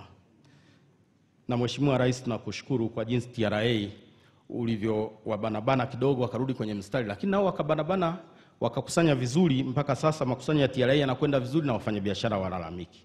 Mwisho kabisa, Mheshimiwa Rais, tunasisitiza kuwa maendeleo haya yataendelea kuwa na maana zaidi kwa taifa letu na kuwapa wananchi wetu fursa ya kuishi kwa amani isiyotokana na hofu, kwa kuaminiana na kutumia uhuru wao wa kutoa mawazo bila kuwapo kwa sheria kandamizi.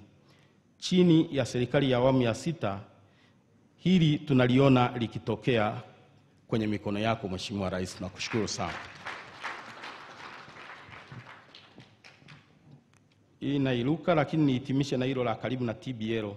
Mheshimiwa, kuna watu wawili ni wataje. Pengine inawezekana hii jioni ya leo tuliyokukaribisha pale kwenye shajara yetu isingewezekana kama sio Katibu Mkuu wa Maliasili na Utalii Dr. Francis. Tunamshukuru sana. Na tunasema wageni wetu mtaiona Tanzania, mtaiona Arusha, na mkuu wa mkoa ametuambia pale nje wakati tunakupokea akasema mkipungukiwa mnipigie. Sasa Mheshimiwa Rais, kwa kweli muda umetupa mkono. Kuna mgeni mmoja ambaye yumo kwenye ukumbi huu ambaye sikumtambulisha katika utambulisho. Lakini kwa kweli huu mkutano ulikuwa mgumu sana. Ile Disemba nilipokujulisha kwamba wakati niko Naivasha wamesema tuje Tanzania, nikawaambia njoo. Nilivyorudi nyumbani nikamuuliza, sasa Kigoma inakuaje? Akasema ndo ishakuwa. Ninaye mke wangu hapa. Mwalimu Dafroza, karibu. Namkaribisha Mheshimiwa Waziri na niwie radhi kwa kutumia muda mrefu kidogo. Asante sana. Makofi mengi sana kwa Kibalile. Karibu sana Mheshimiwa Waziri nawe.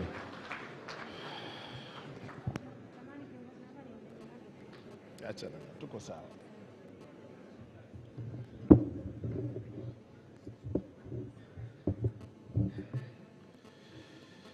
Mheshimiwa Samia Suluhu Hassan, Rais wa Jamhuri ya Muungano wa Tanzania, waheshimiwa viongozi mbalimbali, kwa sababu ya muda mtambue tu kwamba natambua uwepo wenu.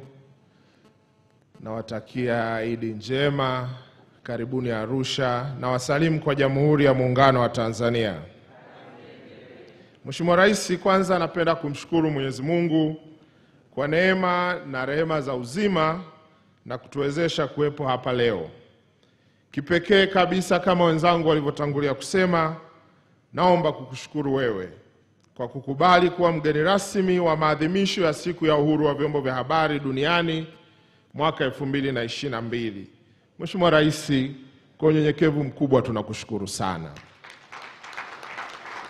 Nafahamu kuwa una ratiba nyingi, na hata hapa nilikuwa naambiwa nataka kukimbizana kurudi, ambazo ungeweza kuendelea nazo.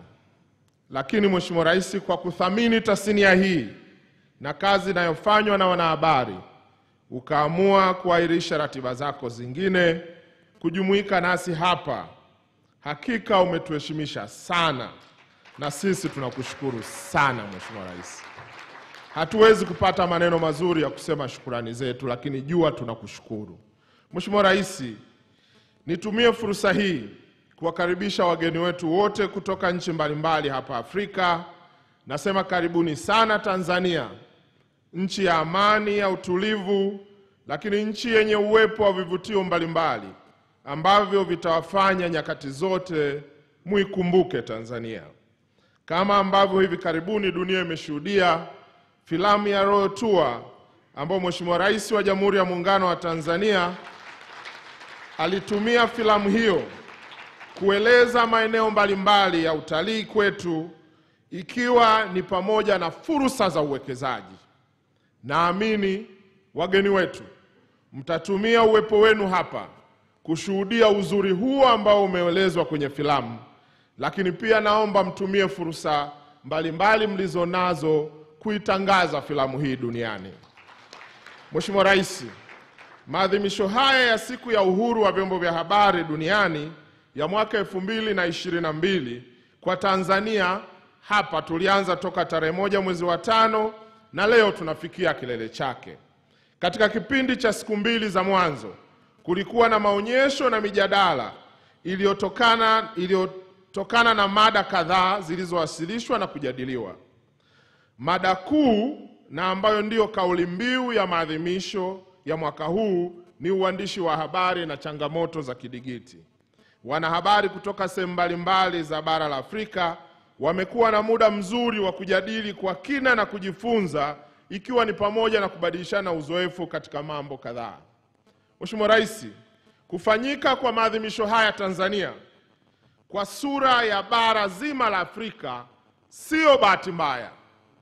Ni matokeo ya kazi nzuri uliofanya Mheshimiwa Rais katika kipindi kifupi cha mwaka mmoja ambao umekuwa madarakani. Hatua ulizochukua za kuboresha, kutanua na kuimarisha uhuru wa vyombo vya habari nchini, mwangwi wake umevuka mipaka ya nchi na kusambaa bara zima la Afrika, na ndio maana hawakusita kuja kuadhimisha siku hii muhimu hapa kwetu Afrika. Yote iko hapa. Mheshimiwa Rais, tunakupongeza na kukushukuru kwa kazi hii nzuri. Itakumbukwa ni hivi karibuni tumeazimisha miaka 100 toka azaliwe baba wa taifa letu, mtoto halisi wa Afrika, mzalendo, mwanademokrasia na muumini thabiti wa uhuru wa kutoa mawazo na kusikiliza hata wale wenye mawazo tofauti na yake, Mwalimu Julius Kambarage Nyerere. Hivyo basi, uamuzi wa kuja kuadhimisha siku hii muhimu kwa uhuru wa habari hapa nchini kwetu ni sahihi na umefanyika kwa wakati sahihi. Karibuni sana na asanteni kwa kutupa heshima hii. Mheshimiwa Rais, wanahabari na wadau wa habari kutoka kila kona ya Afrika wanakutana hapa Tanzania wakati dunia ikishuhudia mabadiliko makubwa ya sayansi na teknolojia, kiasi cha kulazimisha tasnia ya habari pia kubadilika ili ikidhi mahitaji ya wakati na mazingira. Wanahabari wa Afrika wanakutana nchini kwetu wakati ambao tasnia ya habari katika bara la Afrika ina wajibu wa kusimama imara kuhakikisha rasilimali za bara hili zinakuwa baraka kwa bara hili na si chanzo cha machafuko na mateso katika bara letu. Mheshimiwa Rais, wanahabari wa Afrika wanakutana leo hapa nchini, wakati ambao haja ya kulinda utamaduni wetu, uhuru wetu kwa ujumla inaongezeka kila kukicha. Katika dunia ya utandawazi, vyombo vya habari haviwezi kukwepa jukumu la kulinda utajiri wa utamaduni wa bara hili, mali asili zake na urithi kwa ujumla wake. Mheshimiwa Rais, tunakutana kuadhimisha siku ya uhuru wa vyombo vya habari duniani, huku haja ya kuelimisha jamii juu ya fursa zilizomo kwenye maendeleo ya kidigiti nchini na duniani ikiongezeka sana. Wanahabari wa Afrika tunakutana hapa leo, huku kukiwa na haja kubwa ya watetezi wa haki za wanahabari na vyama vya wanahabari katika bara hili na nchini kwetu kuwa na ajenda zao zinazotokana na wao na mazingira yao, badala ya kutegemea ajenda kutoka kwa wafadhili. Umoja na mshikamano ulioonyeshwa hapa katika siku hizi mbili za maonyesho na kongamano ni ushahidi tosha kuwa, Mheshimiwa Rais, tasnia ya habari katika bara la Afrika iko tayari kutimiza wajibu wake kwa nchi moja moja na kwa bara zima la Afrika. Inawezekana ikiwa kila mmoja wetu ataamua kutimiza wajibu wake.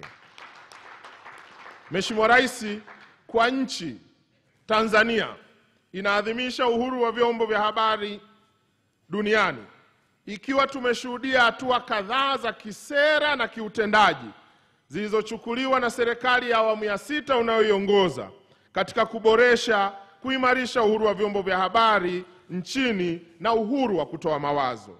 Hatua kadhaa ulizochukua, Mheshimiwa Rais, katika kuboresha na kuimarisha uhuru wa vyombo vya habari nchini sio tu faraja kwa wanahabari na afya kwa maendeleo ya nchi yetu, bali pia zimeonyesha uumini wako wa dhati katika uhuru wa kujieleza au kutoa mawazo, lakini ukomavu wa kiuongozi, na hili limeweka alama nzuri nchini, barani Afrika na dunia sasa inatambua. Mheshimiwa Rais, kuzitaja hatua kadhaa za kiutendaji ambazo umezichukua ni pamoja na kuhakikisha kwamba kila mara milango yako iko wazi wanahabari wa ndani na nje ya nchi wanapohitaji kukuona. Bila shaka wenzangu ni mashahidi, kila mara walipotaka kukuona na kufanya mahojiano na wewe ulikuwa uko tayari. Umefanya interview nyingi kupata kutokea katika historia ya nchi yetu kama rais wa nchi yetu. Rais, tunakushukuru sana.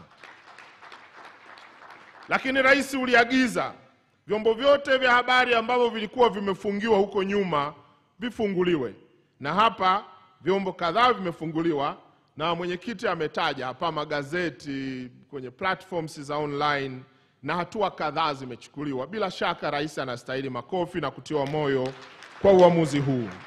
Lakini Mheshimiwa Rais, uamuzi wako leo wa kuamua kuja kushiriki na wanahabari katika siku yao ya kuadhimisha uhuru wa vyombo vya habari duniani, Rais, imevunja rekodi kupata kutokea katika historia ya uhuru wa nchi yetu. Rais, hongera sana.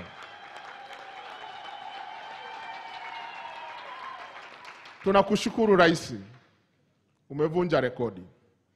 Miaka karibia 50 na kitu ya muungano wetu na uhuru wetu haijapata kutokea. Rais, asante sana. Mheshimiwa Rais, zipo hatua kadhaa umechukua za kisera katika kuboresha na kuimarisha uhuru wa vyombo vya habari nchini katika kipindi kifupi ulichoongoza nchi yetu. Nazo zimeacha alama kubwa sana kwenye sekta ya habari. Hatua hizo ni pamoja na uamuzi wako wa kuunda wizara maalumu ya habari, mawasiliano na teknolojia ya habari. Muundo huu ulikuwa ni kilio cha wanahabari kwa muda mrefu. Wewe umelitatua Rais, tunakushukuru, na nakushukuru kwa kuniamini kuiongoza wizara hii. Lakini mara tu ulipoingia madarakani, uliagiza bila kumumunya maneno kuwa sera, sheria kanuni zote zinazopigiwa kelele zipitiwe upya ili kuwezesha tasnia ya habari kukua na kutimiza majukumu yake bila shida. Mpaka sasa, Mheshimiwa Rais, kanuni kadhaa zimepitiwa na kubadilishwa, na hayo yamesaidia sana afya ya tasnia yetu. Lakini kwa maelekezo yako Mheshimiwa Rais, tunaendelea na mchakato wa kupitia upya sera, sheria kadhaa za habari nchini, na nyingi zipo katika hatua nzuri katika kukamilisha mashauriano na wadau ili zifanyiwe marekebisho. Na Rais, umeshuhudia hapa, wote wanakiri tunawashirikisha vya kutosha na mambo yako sawa. Mheshimiwa Rais, hatua hizi ulizochukua si jambo dogo hata kidogo. Zilihitaji uzalendo mkubwa, ukomavu mkubwa wa kisiasa, lakini ujasiri mkubwa wa kiuongozi, kiasi kwamba huku kwenye tasnia ya habari sasa wameanza kukuita wewe ni simba jike. Kwa ujasiri wako wa kukabiliana na hali ya kuchukua hatua za kubadilisha tasnia ya habari nchini, Rais, tunakushukuru sana. Mheshimiwa Rais, natambua kuwa katika uongozi na usimamizi kuna katiba, sheria, kanuni na taratibu mbalimbali za kufuata, lakini pia kuna busara. Ndio maana katika usimamizi wa tasnia ya habari nchini tuliamua kwa makusudi na kwa maelekezo yako kuwa katika kipindi hichi cha mpito, wakati tukipitia upya sera, sheria na kanuni mbalimbali, tutumie busara zaidi. Ndio maana tuko hapa. Lakini Mheshimiwa Rais, ningependa kuwakumbusha wanahabari kabla sijakukaribisha, matumizi ya busara tunayoyatumia hayamaanishi kuwa sheria zilizopo zimefutwa. Maneno magumu kidogo, lakini Rais, naomba niyaseme. Matumizi ya busara hayamaanishi kuwa sheria zilizopo zimefutwa au kusimamishwa. Hapana. Tunatumia busara ili mambo yaende. Sheria hizi zipo na kwa sasa ni halali kwa sababu hazijabadilishwa. Maneno magumu kidogo. Hivyo ni busara kujiepusha na kujaribu kuchokonoa uvumilivu wa busara tunayoitumia. Twendeni salama. Na nataka niwaombe mbele ya mwajiri wangu, msinitie majaribuni. Nisaidieni tupite kipindi cha mpito salama. Vinginevyo tutakuja kulaumiana bila sababu. Sheria hizi hazijafutwa, zipo hata kama mnazipigia kelele. Tuko kwenye mchakato, lakini zipo. Mheshimiwa Rais, hapa ningependa kulisisitiza hili mbele yako. Tunatumia busara, ndio maana tunakwenda salama. Lakini busara hii vizuri nayo ikaheshimiwa, na nyie jitahidini, timizeni wajibu wenu. Mheshimiwa Rais, mapitio ya sheria ya huduma za habari, nataka nimalizie hapa, kama ulivyoelekeza, yamelenga kuboresha na kuimarisha zaidi tasnia ya habari nchini. Tunapitia huku tukizingatia misingi mikuu ya sheria hii ambayo ililenga kuifanya tasnia ya habari kuwa taaluma inayojitegemea na kuheshimika.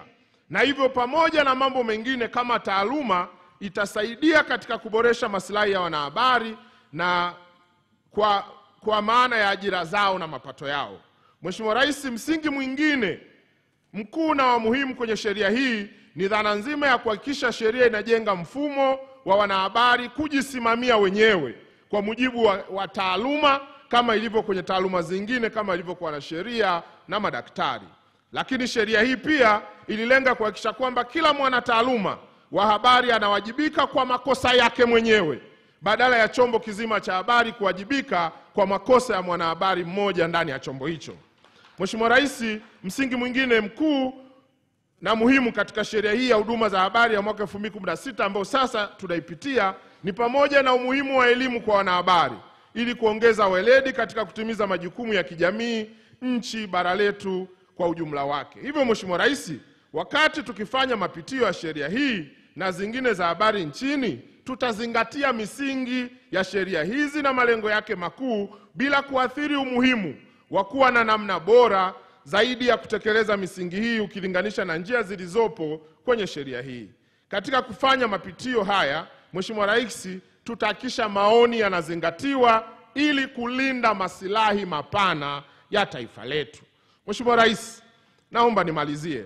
Nipende tena kukuhakikishia kuwa wizara ninayoiongoza itaendelea kuimarisha ushirikiano na vyombo vya habari na wadau wa habari hapa nchini na nje ya nchi, kusimamia masilahi ya wanahabari na kuifanya sekta hii kukua na kuwa na mchango mkubwa wa taifa.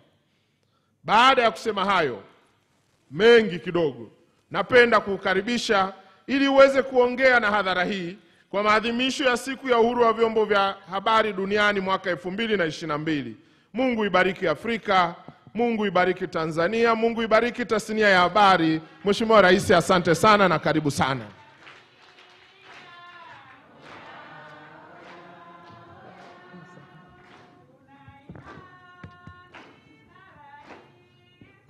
Asanteni sana. Karibuni tukae. Tukaeni.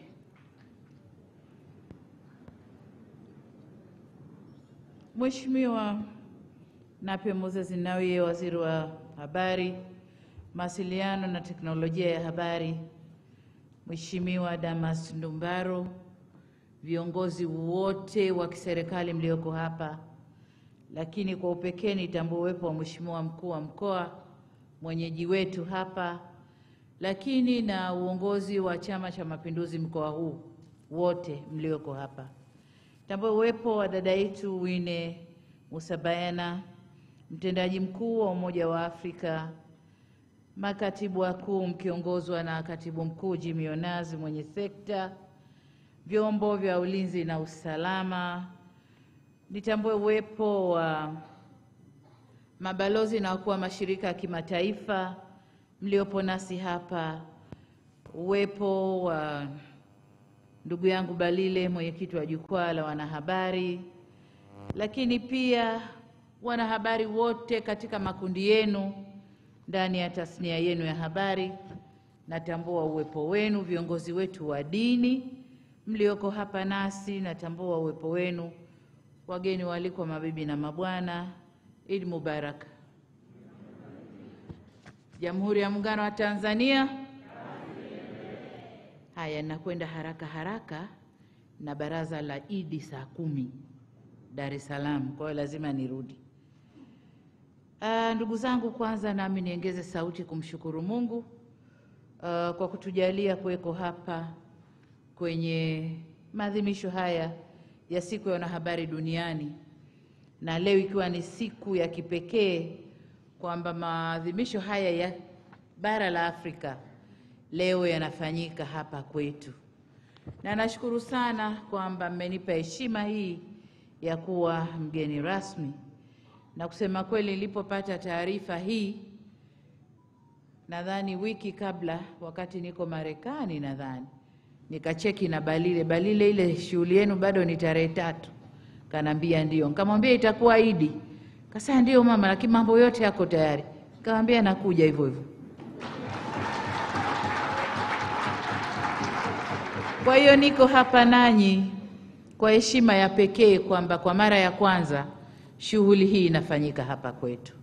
Lakini katika namna hiyo hiyo niwakaribishe wageni wote waliokuja hapa kwetu, na naomba baada ya shughuli hii muwe na muda kidogo, na nimeambiwa ratiba yenu mtazungushwa kuona angalau basi mkoa mmoja, vivutio tulivyo navyo vya utalii, vya uwekezaji katika mkoa huu wa Arusha. Niwaombe sana, zungukeni. Ni shida kwenda nyumbani kutafuta tiketi nyingine kuja kwa utalii, lakini as long as uko hapa, tumia hiyo nafasi, zunguka, fanya utalii. Huwezi kujua, unaweza ukakuta warembo wazuri wa Kitanzania ukatamani kuoa mmoja, si ndio? Au wavulana wazuri wa Kitanzania si wazuri, ukatamani kuondoka na mmoja. Kwa hiyo zungukeni muione Tanzania. Ndugu zangu, nimefurahi pia kuona kwamba kuna uwakilishi mzuri wa bara la Afrika ndani ya shughuli hii, na hii inaonyesha kwamba sekta ya habari ndani ya bara letu inajiungaunga vizuri, na ndio maana maendeleo haya ambayo yamezungumzwa na watu mbalimbali hapa. Kwa hiyo mimi niwashukuru sana, niwape pole kwa yale yanayotokea, usumbufu, nyanyasaji, vifo vya wanahabari, na habari nzuri ni kwamba matukio hayo yanakwenda yanapungua. Na kwa hapa kwetu Tanzania, taarifa kama mlivyosikia kwamba tumefungua kwa kiasi kikubwa, na hayo mambo yanapungua, nitazungumzia kidogo mbele. Ndugu zangu wanahabari, nilipoambiwa maadhimisho haya yanafanyika Tanzania nikajiuliza kwa nini. Lakini Balila aliniambia niwaambie waje, nikamwambia waambie waje. Lakini nadhani nanyi mlikubali haraka haraka kwa kujua kwamba Tanzania ina sifa zile ambazo zimesemwa, ya kuheshimu uhuru wa vyombo vya habari. Na pengine kwa wale ambao hawakutoka Tanzania walipenda kuja kuona tumefanya nini, kuna nini mpaka tumepiga hatua kiasi hiki. Ni matumaini yangu kwamba siku mbili mlizokaa hapa au zote mlizokaa na mtakazokaa mtapata fursa ya kuona kuna nini. Lakini kikubwa niwaambie tu ni utashi wa kisiasa. Mniruhusu ninukuu takwimu chache kuthibitisha haya ninayoyasema, kwamba baada ya uhuru Watanganyika nchi hii ilikuwa na magazeti 10 na hivi sasa kuna magazeti 285. Zinaweza zikapishana, nategemea mimi nilichukua mwezi gani, lakini hapa nje nilisikia takwimu zangu zinapishana kidogo, lakini kama zinapishana sio kwa kiasi kikubwa. Lakini vile vile tulikuwa na kituo cha redio kimoja tu huko nyuma, kinaitwa Tanganyika Broadcasting Service, lakini sasa tuna vituo vya redio 200 na halikadhalika hakukuwa na kituo cha television hata kimoja, lakini sasa tunavyo 55. Good news ni kwamba kuna kituo kinaitwa Sunet, Suluhu Television. Kwa hiyo kiko kule Zanzibar, na nawashukuru UNESCO wameniunga mkono vizuri. Lakini sio cha kwangu, cha familia, sio cha kwangu. Aidha tushukuru maendeleo ya teknolojia, kwani sasa televisheni mtandao, online TVs zinaendelea kuongezeka kwa kasi, ambapo kwa sasa zimefikia 476. Hapa ndio kwenye tofauti kidogo. Hatukuwa na blogs wala majukwaa ya mtandaoni, lakini sasa blogs ni 95 na majukwaa ya mtandaoni ni mengi, si chini ya 10. Ni kweli kwamba kuongezeka kwa idadi ya vyombo vya habari kumechangiwa na sehemu kubwa na kukua kwa teknolojia ya habari na mawasiliano, lakini ni ukweli pia usiopingika kuwa utashi wa kisiasa, maelekezo ya kisheria, kanuni na taratibu zetu ndizo zinazoruhusu uanzishwaji wa vyombo hivi.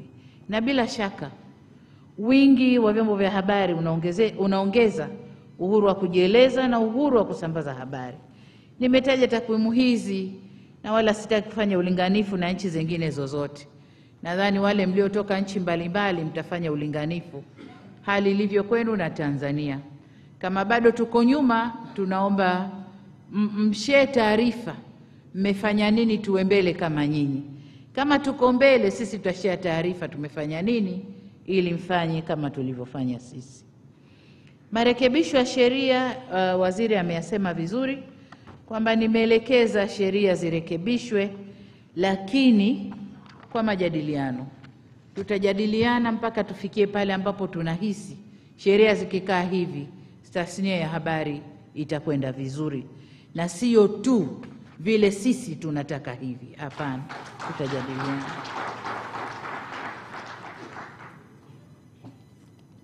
Kwa hiyo nimeagiza mchakato wa marekebisho ya sheria, nadhani waziri anakwenda nao vizuri, na ni matumaini yangu kwamba mkiwa hapa mmezungumza na mmezingatia maeneo haya ya kisheria za habari zitakazoleta manufaa kwa uchumi lakini pia ustawi wa nchi zetu. Tutafurahi Tanzania kushare au kubadilishana uzoefu na nchi mbalimbali, na tuone namna wenzetu mnavyoendelea kufanya. Tumekusanyika hapa leo kuadhimisha uhuru wa vyombo vya habari. Sasa tukichukua neno uhuru, manake ni uwezo wa kufanya, kuandika, kufanya, kusema, kufikiri kama unavyotaka. Huo ndio uhuru. Lakini uhuru huu una mipaka yake. Una mipaka yake. Lakini pia tunasema uhuru wa vyombo vya nini? Vya habari. Tuangalie habari ni nini? Taarifa zilizopo au matukio yaliyopo yanayoweza kuelezwa kwa mdomo, machapisho, mifumo ya posta, utangazaji, mawasiliano ya kimitandao au kutokana na maelezo ya ushahidi ya kuona. Na kabla sijaingia hapa nimepita kwenye maonyesho mbalimbali. Haya yote nayo yaeleza nimeyakuta hapo nje. Nikasema kumbe Tanzania tumeendelea. Kwa sababu mimi nimeweka kwenye speech lakini nje nimeyakuta. Nimeyakuta yanafanyika si kwa kiwango kile wanachofanya wenzetu, lakini hatuko vibaya. Ni kujitahidi tuende vizuri zaidi.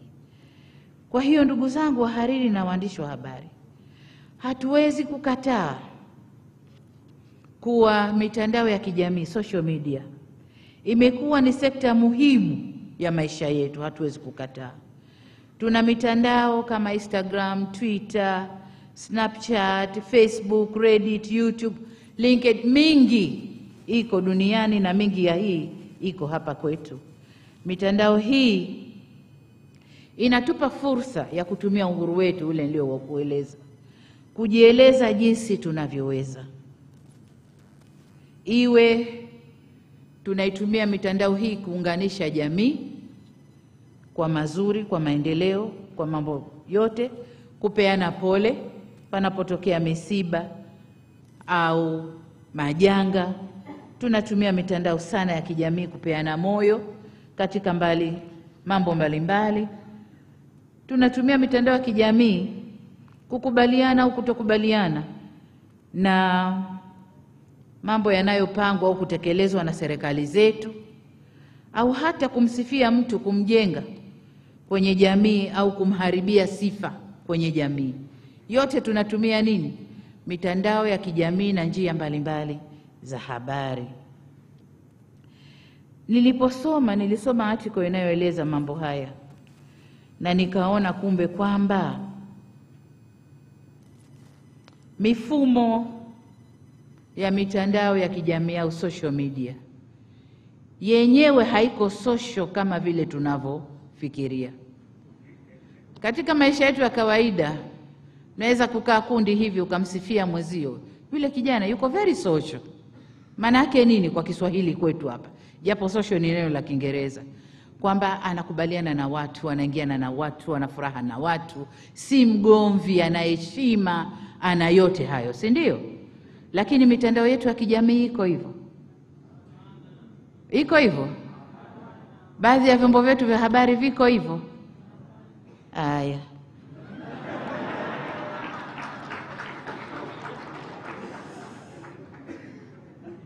Nalotaka kusisitiza hapa kwamba sisi ni Waafrika. Tuna mila, desturi, au wanasema nini? Tuna culture, tuna values, tuna norms za Kiafrika, si ndio? Ambazo sisi kama wanahabari, sisi kama Waafrika tunatakiwa kuzitunza na kuziheshimu, si ndio? Mengine yanayotokea kwenye mitandao yetu ya kijamii, kwenye vyombo vyetu vya habari, hayaangalii haya. Tunakopa. Kule tunakokopa, lililo sahihi kwao haliko sahihi kwetu. Lakini tunasahau hayo. Jana ndio juzi nilipokuwa kwenye May Day, kulikuwa kuna kelele, serikali inachelewa kutoa sijui kuridhia. Mambo ya nini haya? Mikataba ya ILO. Juzi lakini nikawaambia mikataba ile mmeisoma? Ndani ya mikataba kuna vipengee 1, 2, 3. Haviendi na mila na desturi zetu au mnavikubali uwanja mzima. Sasa sikujua ile kama nikukubali au kukataa. Nikamwambia mnakubali mnakataa? Hapana, haiwezekani. Kaambia ndio mikataba inavyosema. Sasa tuingie tu kichwa.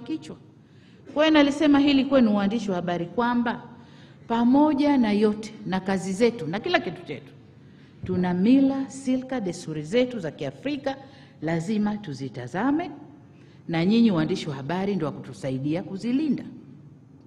Mimi kama rais nitasimama hapa niseme tulinde mila, silka, desturi. Sina wakati mwingine wa kwenda kuzisema na kuzichambua kwa undani.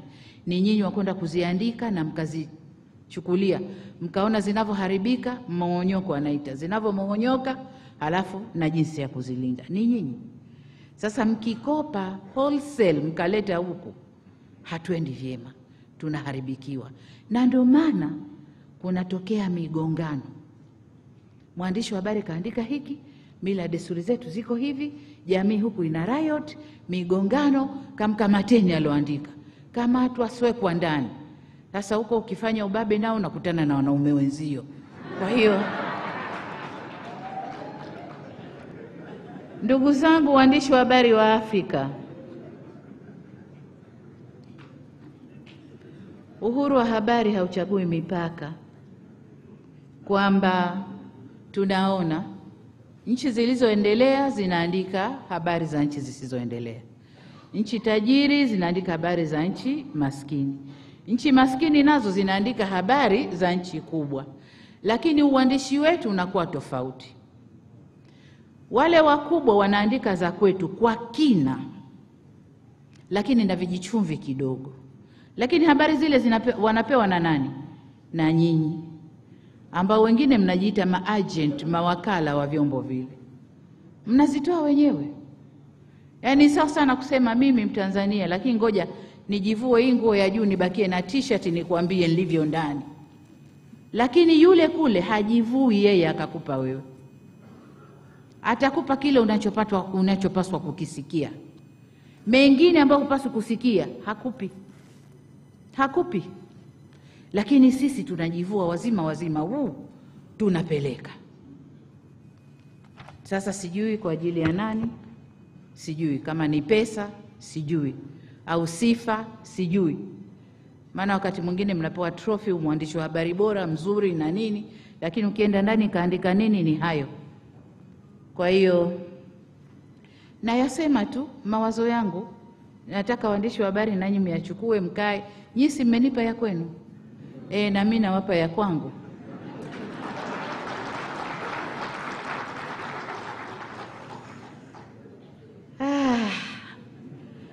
Haya,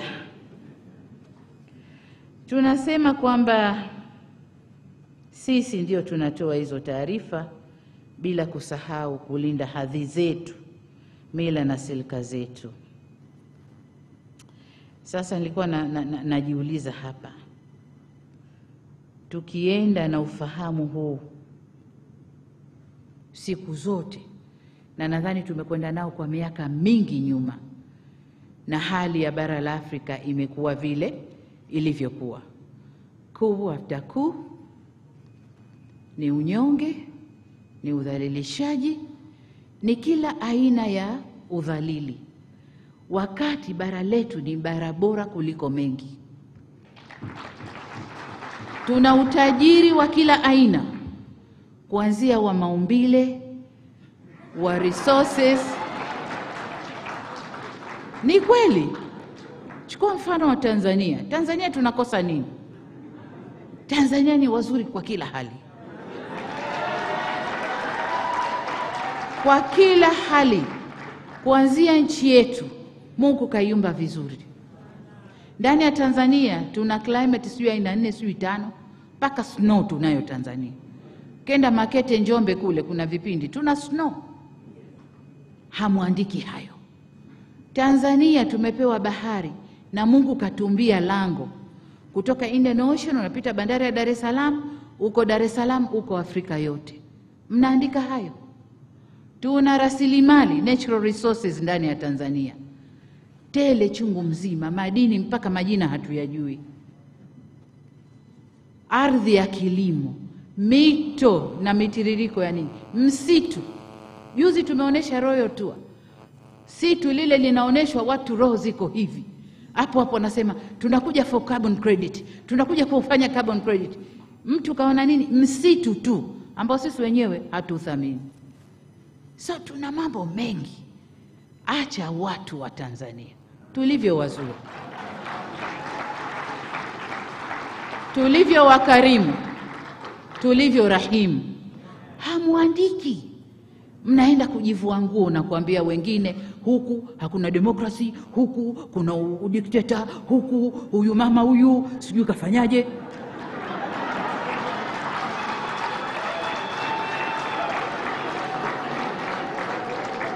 Wanahabari oye! Jivunieni kilicho chenu, tukuzeni kilicho chenu. Hata kitokea nani akiwaandika, hata waandika vizuri mtakavyojiandika wenyewe. Jengine, mnalindwa na sheria za kimataifa, sheria za nchi yenu. Sisi serikali tuna pledge kuwalinda. Mataifa, mashirika mbalimbali yanatoa nia kuwalinda. Lakini nataka niwaambie, hakuna mlinzi mzuri wa maisha yako kama wewe mwenyewe. Kama wewe mwenyewe tumwa, lipwa, ambiwa andika, nitakulinda, sheria hii kirekebishwa umelindwa, si kweli. Mlinzi mzuri ni wewe mwenyewe. Tizama unalolifanya, pima. Nikifika mpaka hapa inatosha. Nikisogea hapa yule mama nitakuwa namkorofisha, na mimi sitakuacha.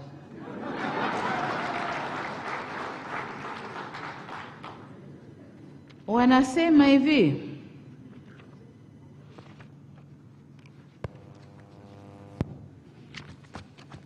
theme ya mwaka huu ya maadhimisho ni uhuru wa vyombo vya habari lakini na digitali, si ndio? Changamoto za kidigitali. Haya, nataka niungane na hiyo kauli mbiu kwa sababu imekuja wakati mwafaka. Na ukiangalia uhuru wa vyombo vya habari na changamoto za kidigitali, journalism and digital siege, ni kweli leo hii mitandao ya kijamii ndio yale matumizi niliyoyaongea. Watoto wa Kitanzania wanajipiga picha za utupu wanaweka huko. Ajali inatokea fresh kunapigwa picha zinawekwa huko. Sijui majambo magani mabaya zinapigwa picha zinawekwa huko. Hivi unamwekea nani? Unamwambia nani atizame? Hivi ukute dada yako ndo yuko huko kakaa hivyo alivyokaa, anajianika huko, wewe utajisikiaje? Haya, kwa hiyo waandishi wa habari, hizo changamoto ni nyinyi wa kuzishughulikia. Sisi serikali tutaunda sheria, atakayejifanya hivi kwenye mtandao atafanywa hivi, atakayejifanya hivi atafanywa hivi. Lakini wakwenda kuelimisha hizo sheria na kwenda kuonesha ubaya wa hizo changamoto za kidijitali ni nyinyi. Muwasevu ndugu zenu. Wengine wanafanya kwa ujinga tu, hawajui, anaona kufanya vile ndio sifa. Pengine kama ukifanya utakuwa unalipwa vijisenti kila mwezi, lakini anayejianika pale ni Mtanzania. Sisi wa Tanzania tunajisikiaje? Lakini tukiruhusu haya, tunawaambiaje watoto wetu? Leo hii kuna katuni na watoto wanavyopenda katuni zilizoko mitandaoni. Mwanamume kwa mwanamume wanabusiana, mwanamke kwa mwanamke wanashikana, sijui nani nani wamefanya hivyo. Lakini katuni ambazo hatuzicontrol wala hatunini, watoto wanaangalia uko saa ngapi. Na siku hizi bahati nzuri Mtoto akizaliwa leo, mwekee hapa iPad, anakifungua na anatizama kila kitu. Kafundishwa na nani? Hujui. Mwenyewe tunadhani zile akili zao ukuu wa Mungu anawaumba hivyo. Wanafungua na wanatizama kila kitu. Lakini wakuu, Mheshimiwa Waziri, wizara yako na vyombo vyako, hatuchuji, hatuna chochote. Tunajenga watoto wa taifa lipi? Mila zetu na desturi zetu tunazikinga vipi? Hivi mila zetu zinaruhusu watoto wetu waone hayo? Hatufikiri mpaka Rais aseme nendeni kafanyeni kazi yenu. Huo mfano mmoja, lakini kuna mengi. Kuna mengi. Ndugu zangu, nisemee moja kwamba kulikuwa na effort ya kuunda umoja wa wanahabari wa Afrika, lakini nadhani sijui tuliiga kidogo, ilikuwa inaitwa VOA. Na ukisema VOA duniani inajulikana ni ipi. Sasa kwa jina lolote mtakalojipa jengine, nadhani kuna haja ya kuanza huo mchakato. Mkawa na umoja ambao haya ninayoyasema mtayazungumza huko, na muangalie jinsi ya kujipanga vizuri, jinsi ya kuprotect bara lenu, jinsi ya kulisifia bara lenu, jinsi ya kulisemea bara lenu, jinsi ya kulitetea bara lenu. Bara letu limekuwa ni bara la maovu tu. Umasikini wote uko Afrika, wote, wa akili, wa mali, wa kila kitu uko Afrika. Lakini ukiangalia kwa undani si kweli. Nilikuwa nabishana na wakuu wa uchumi wa nchi hii, mambo ya kusema sijui uko wewe, nikamwambia nchi yangu haiishi kwa $1 kwa siku, haiishi. Wakaniambia hao, nikaambia haya, nakupa mfano wa makabila ambayo sisi tunasema ndio yako chini huko. Nikaambia chukua wale watu wanaokula matunda kwetu. Huyu hana ng'ombe, hana nini, anakula matunda tu. Na nguo zake ngozi kajibandika hivyo. Tuseme huyo ndio wa chini. Lakini huyu ili aishi anakula matunda si chini ya 10, 8 asubuhi. Mchana anahitaji mengine. Lakini jioni kabla kulala anahitaji mengine. Nikamwambia hali matunda peke yake. Matunda na asali. Lakini hivi vitu ni organic. Nikamwambia sasa twende kwenye supermarket Ulaya, tukaangalie bei ya matunda organic, bei ya asali organic ni kiasi gani. Huyu mtu ananiambia anaishi kwa $1 kwa siku. Sio kweli. Tunamuona maskini kwa sababu haendani na mtindo wa maisha ya mjini. Havai suti, havai nini, nyumba yake ndio hiyo, tunamuona maskini hivyo. Lakini haishi kwa $1 kwa siku. Nikaambia chukua Masai. Ukienda na kijumba chake kile mviringo ndani kiza, huoni kitu, hamna kochi, hamna nini, baada vibao vya aina yao. Lakini huyu mtu ana kundi la ng'ombe 500, 600, 1000. Huyu anaishi kwa $1 kwa siku. Si kweli? Waandishi wa habari, haya ndio ya kuyaandika. Fanyeni analysis, fanyeni kazi na hawa watu wa research, wakupeni figures and facts, muandike, mtusaidie. Vingine kila siku tutaimbwa na umaskini, tutaimbwa tuna njaa, wakati ndio wazalishaji wa chakula. Tutaimbwa sijui nini ile wanasema mabadiliko ya tabia nchi, si ndio yanatupiga sana, na ni kweli, lakini sio fault yetu. Sisi ndio wenye situ linobeba hayo makaboni yanozalishwa huko. Hamwandiki. Tunalaumiwa tu, tunatupiwa mabaya tu, hamwandiki.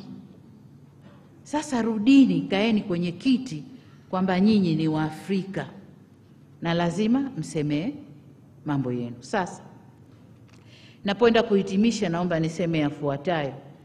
Kwanza, vyombo vya habari vya Afrika kama nilivyosema, kulitetea bara letu kwa uzalendo mkubwa ili kujenga taswira chanya ya bara letu. Mtambue kuwa mkikaa kimya hakuna atakayelisemea bara hili. Hivyo wakati wengine wakizungumzia migogoro, nyinyi zungumzieni amani. Migogoro saa nyingine ni planted Zungumzieni amani, ndiyo mila na silka zetu wa Afrika. Ni amani. Misingi yetu kisiasa, kijamii ni amani, mpaka kidini ni amani. Zungumzieni hayo. Wakizungumzia umaskini, zungumzieni maendeleo. Tumefanya mambo mengi Afrika. Tulikotoka kule miaka 60 tunapewa uhuru, sipo tulipo leo. Lakini ni nyinyi mtakaochukua kalamu, mkapige picha ya Marekani New York, mkapige picha na ya wapi sijui, mseme haya, mnawaona hao. Leo hayasemeki wallahi. Nimeona kwenye mitandao ya kijamii rais wenu kaenda kaonana na makamu wa rais wa Marekani. Baada ya wiki anaambiwa yule bibi yuko positive na COVID. Mimi mzima. Mtanzania kaweka kikatuni katia mshare, unatoka kwangu unaenda kwa Kamala, kwamba mimi ndo nimempa COVID. Lakini alipimwa baada ya mimi kuondoka, yuko negative. Kaenda ziara, kurudi yuko positive. Ulizeni, mnajiandikia tu. Mie nda ngozi ngumu, andikeni.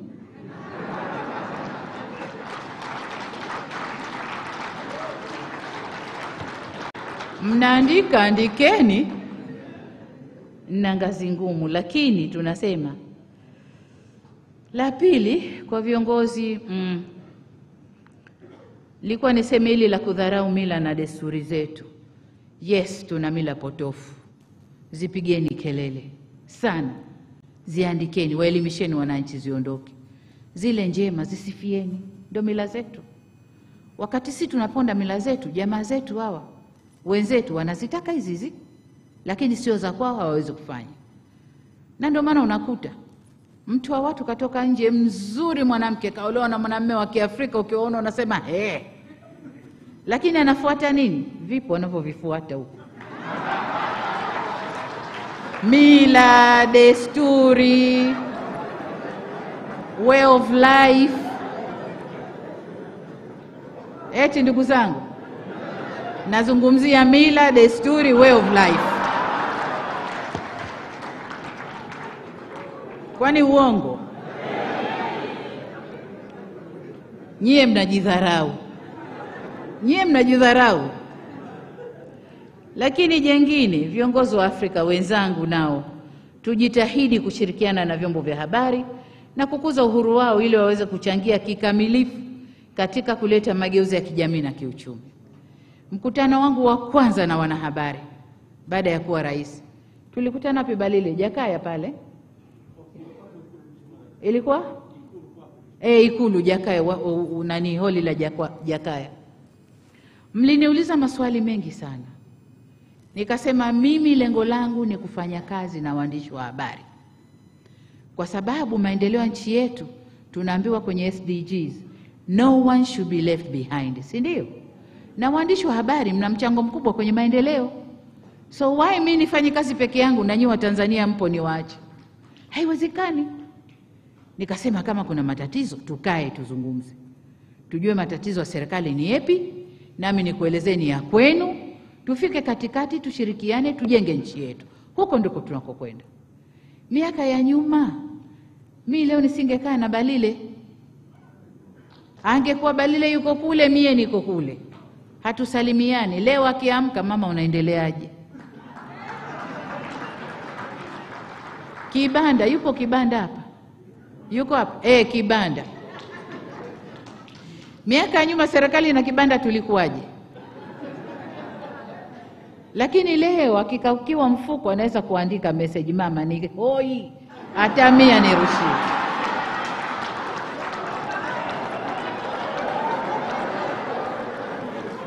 Lakini niulize jambo moja. Niulize, tunagombana kitu gani? Fikira na mwelekeo. Wote ni wa Tanzania. Wote tunajenga nyumba hiyo hiyo Tanzania. Tunagombana kitu gani? Hakuna. Kuna tofauti, tukae tuzungumze, tuendeleze nchi yetu. Hakuna kugombana hapa. Why tugombane? Na hii ndio raha ya kuwa mwanamke anaongoza familia.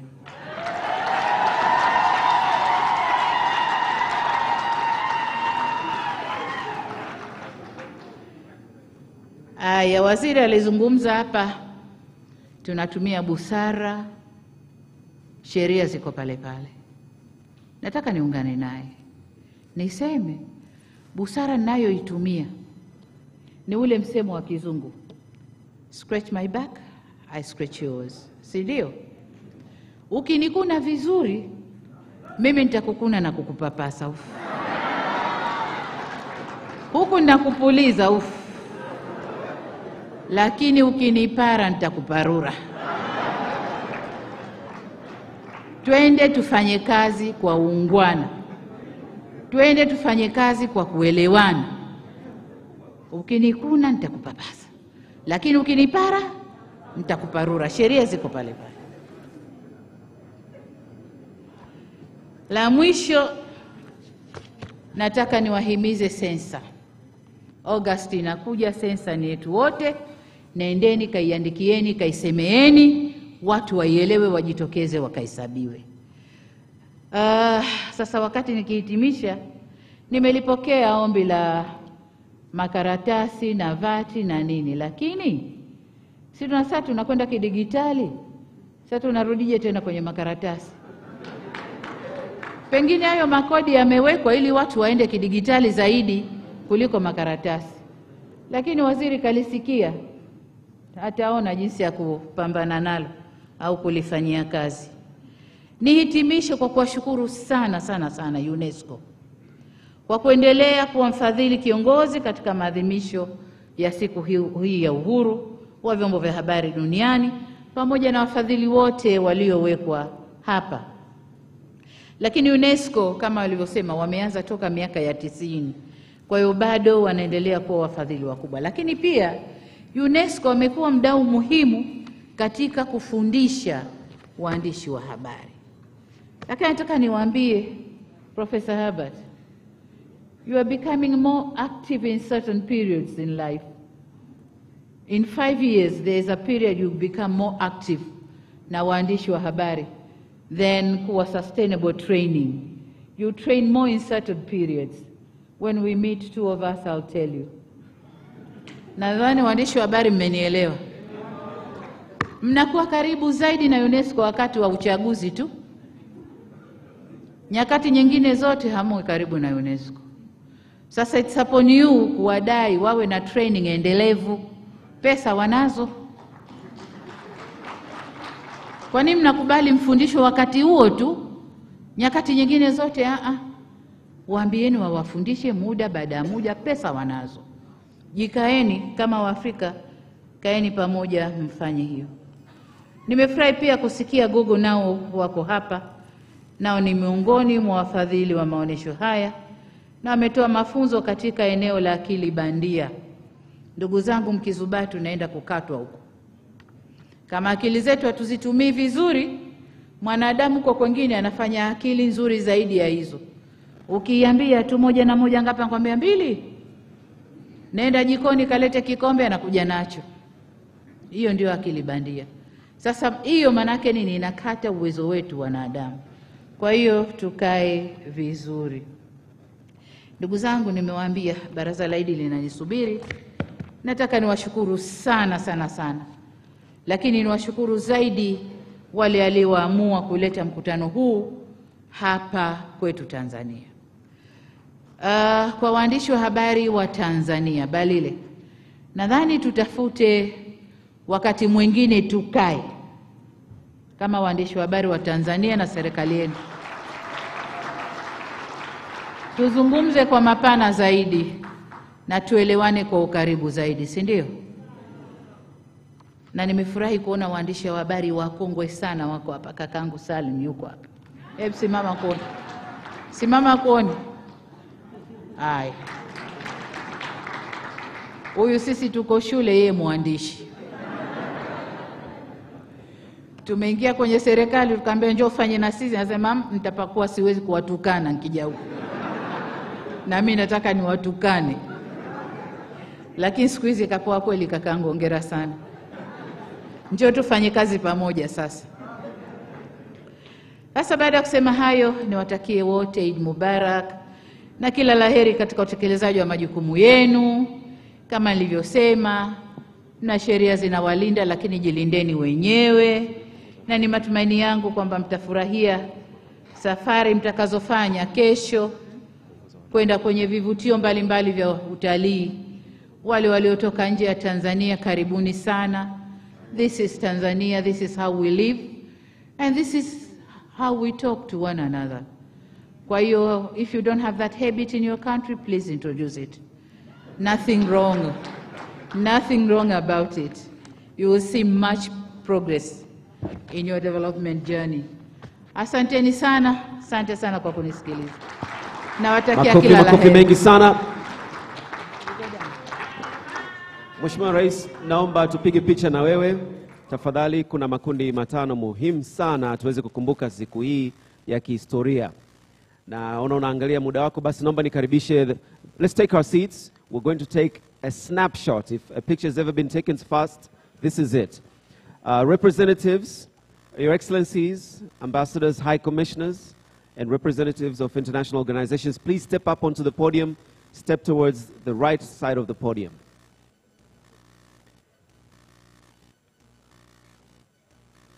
All our foreign dignitaries, viongozi wa serikali, makatibu wakuu, viongozi wa chama, waheshimiwa wabunge, picha ya pili ni yenu, naomba msimame tafadhali. Naomba mwanze kujiongea upande huu wa kulia. Tafadhali viongozi.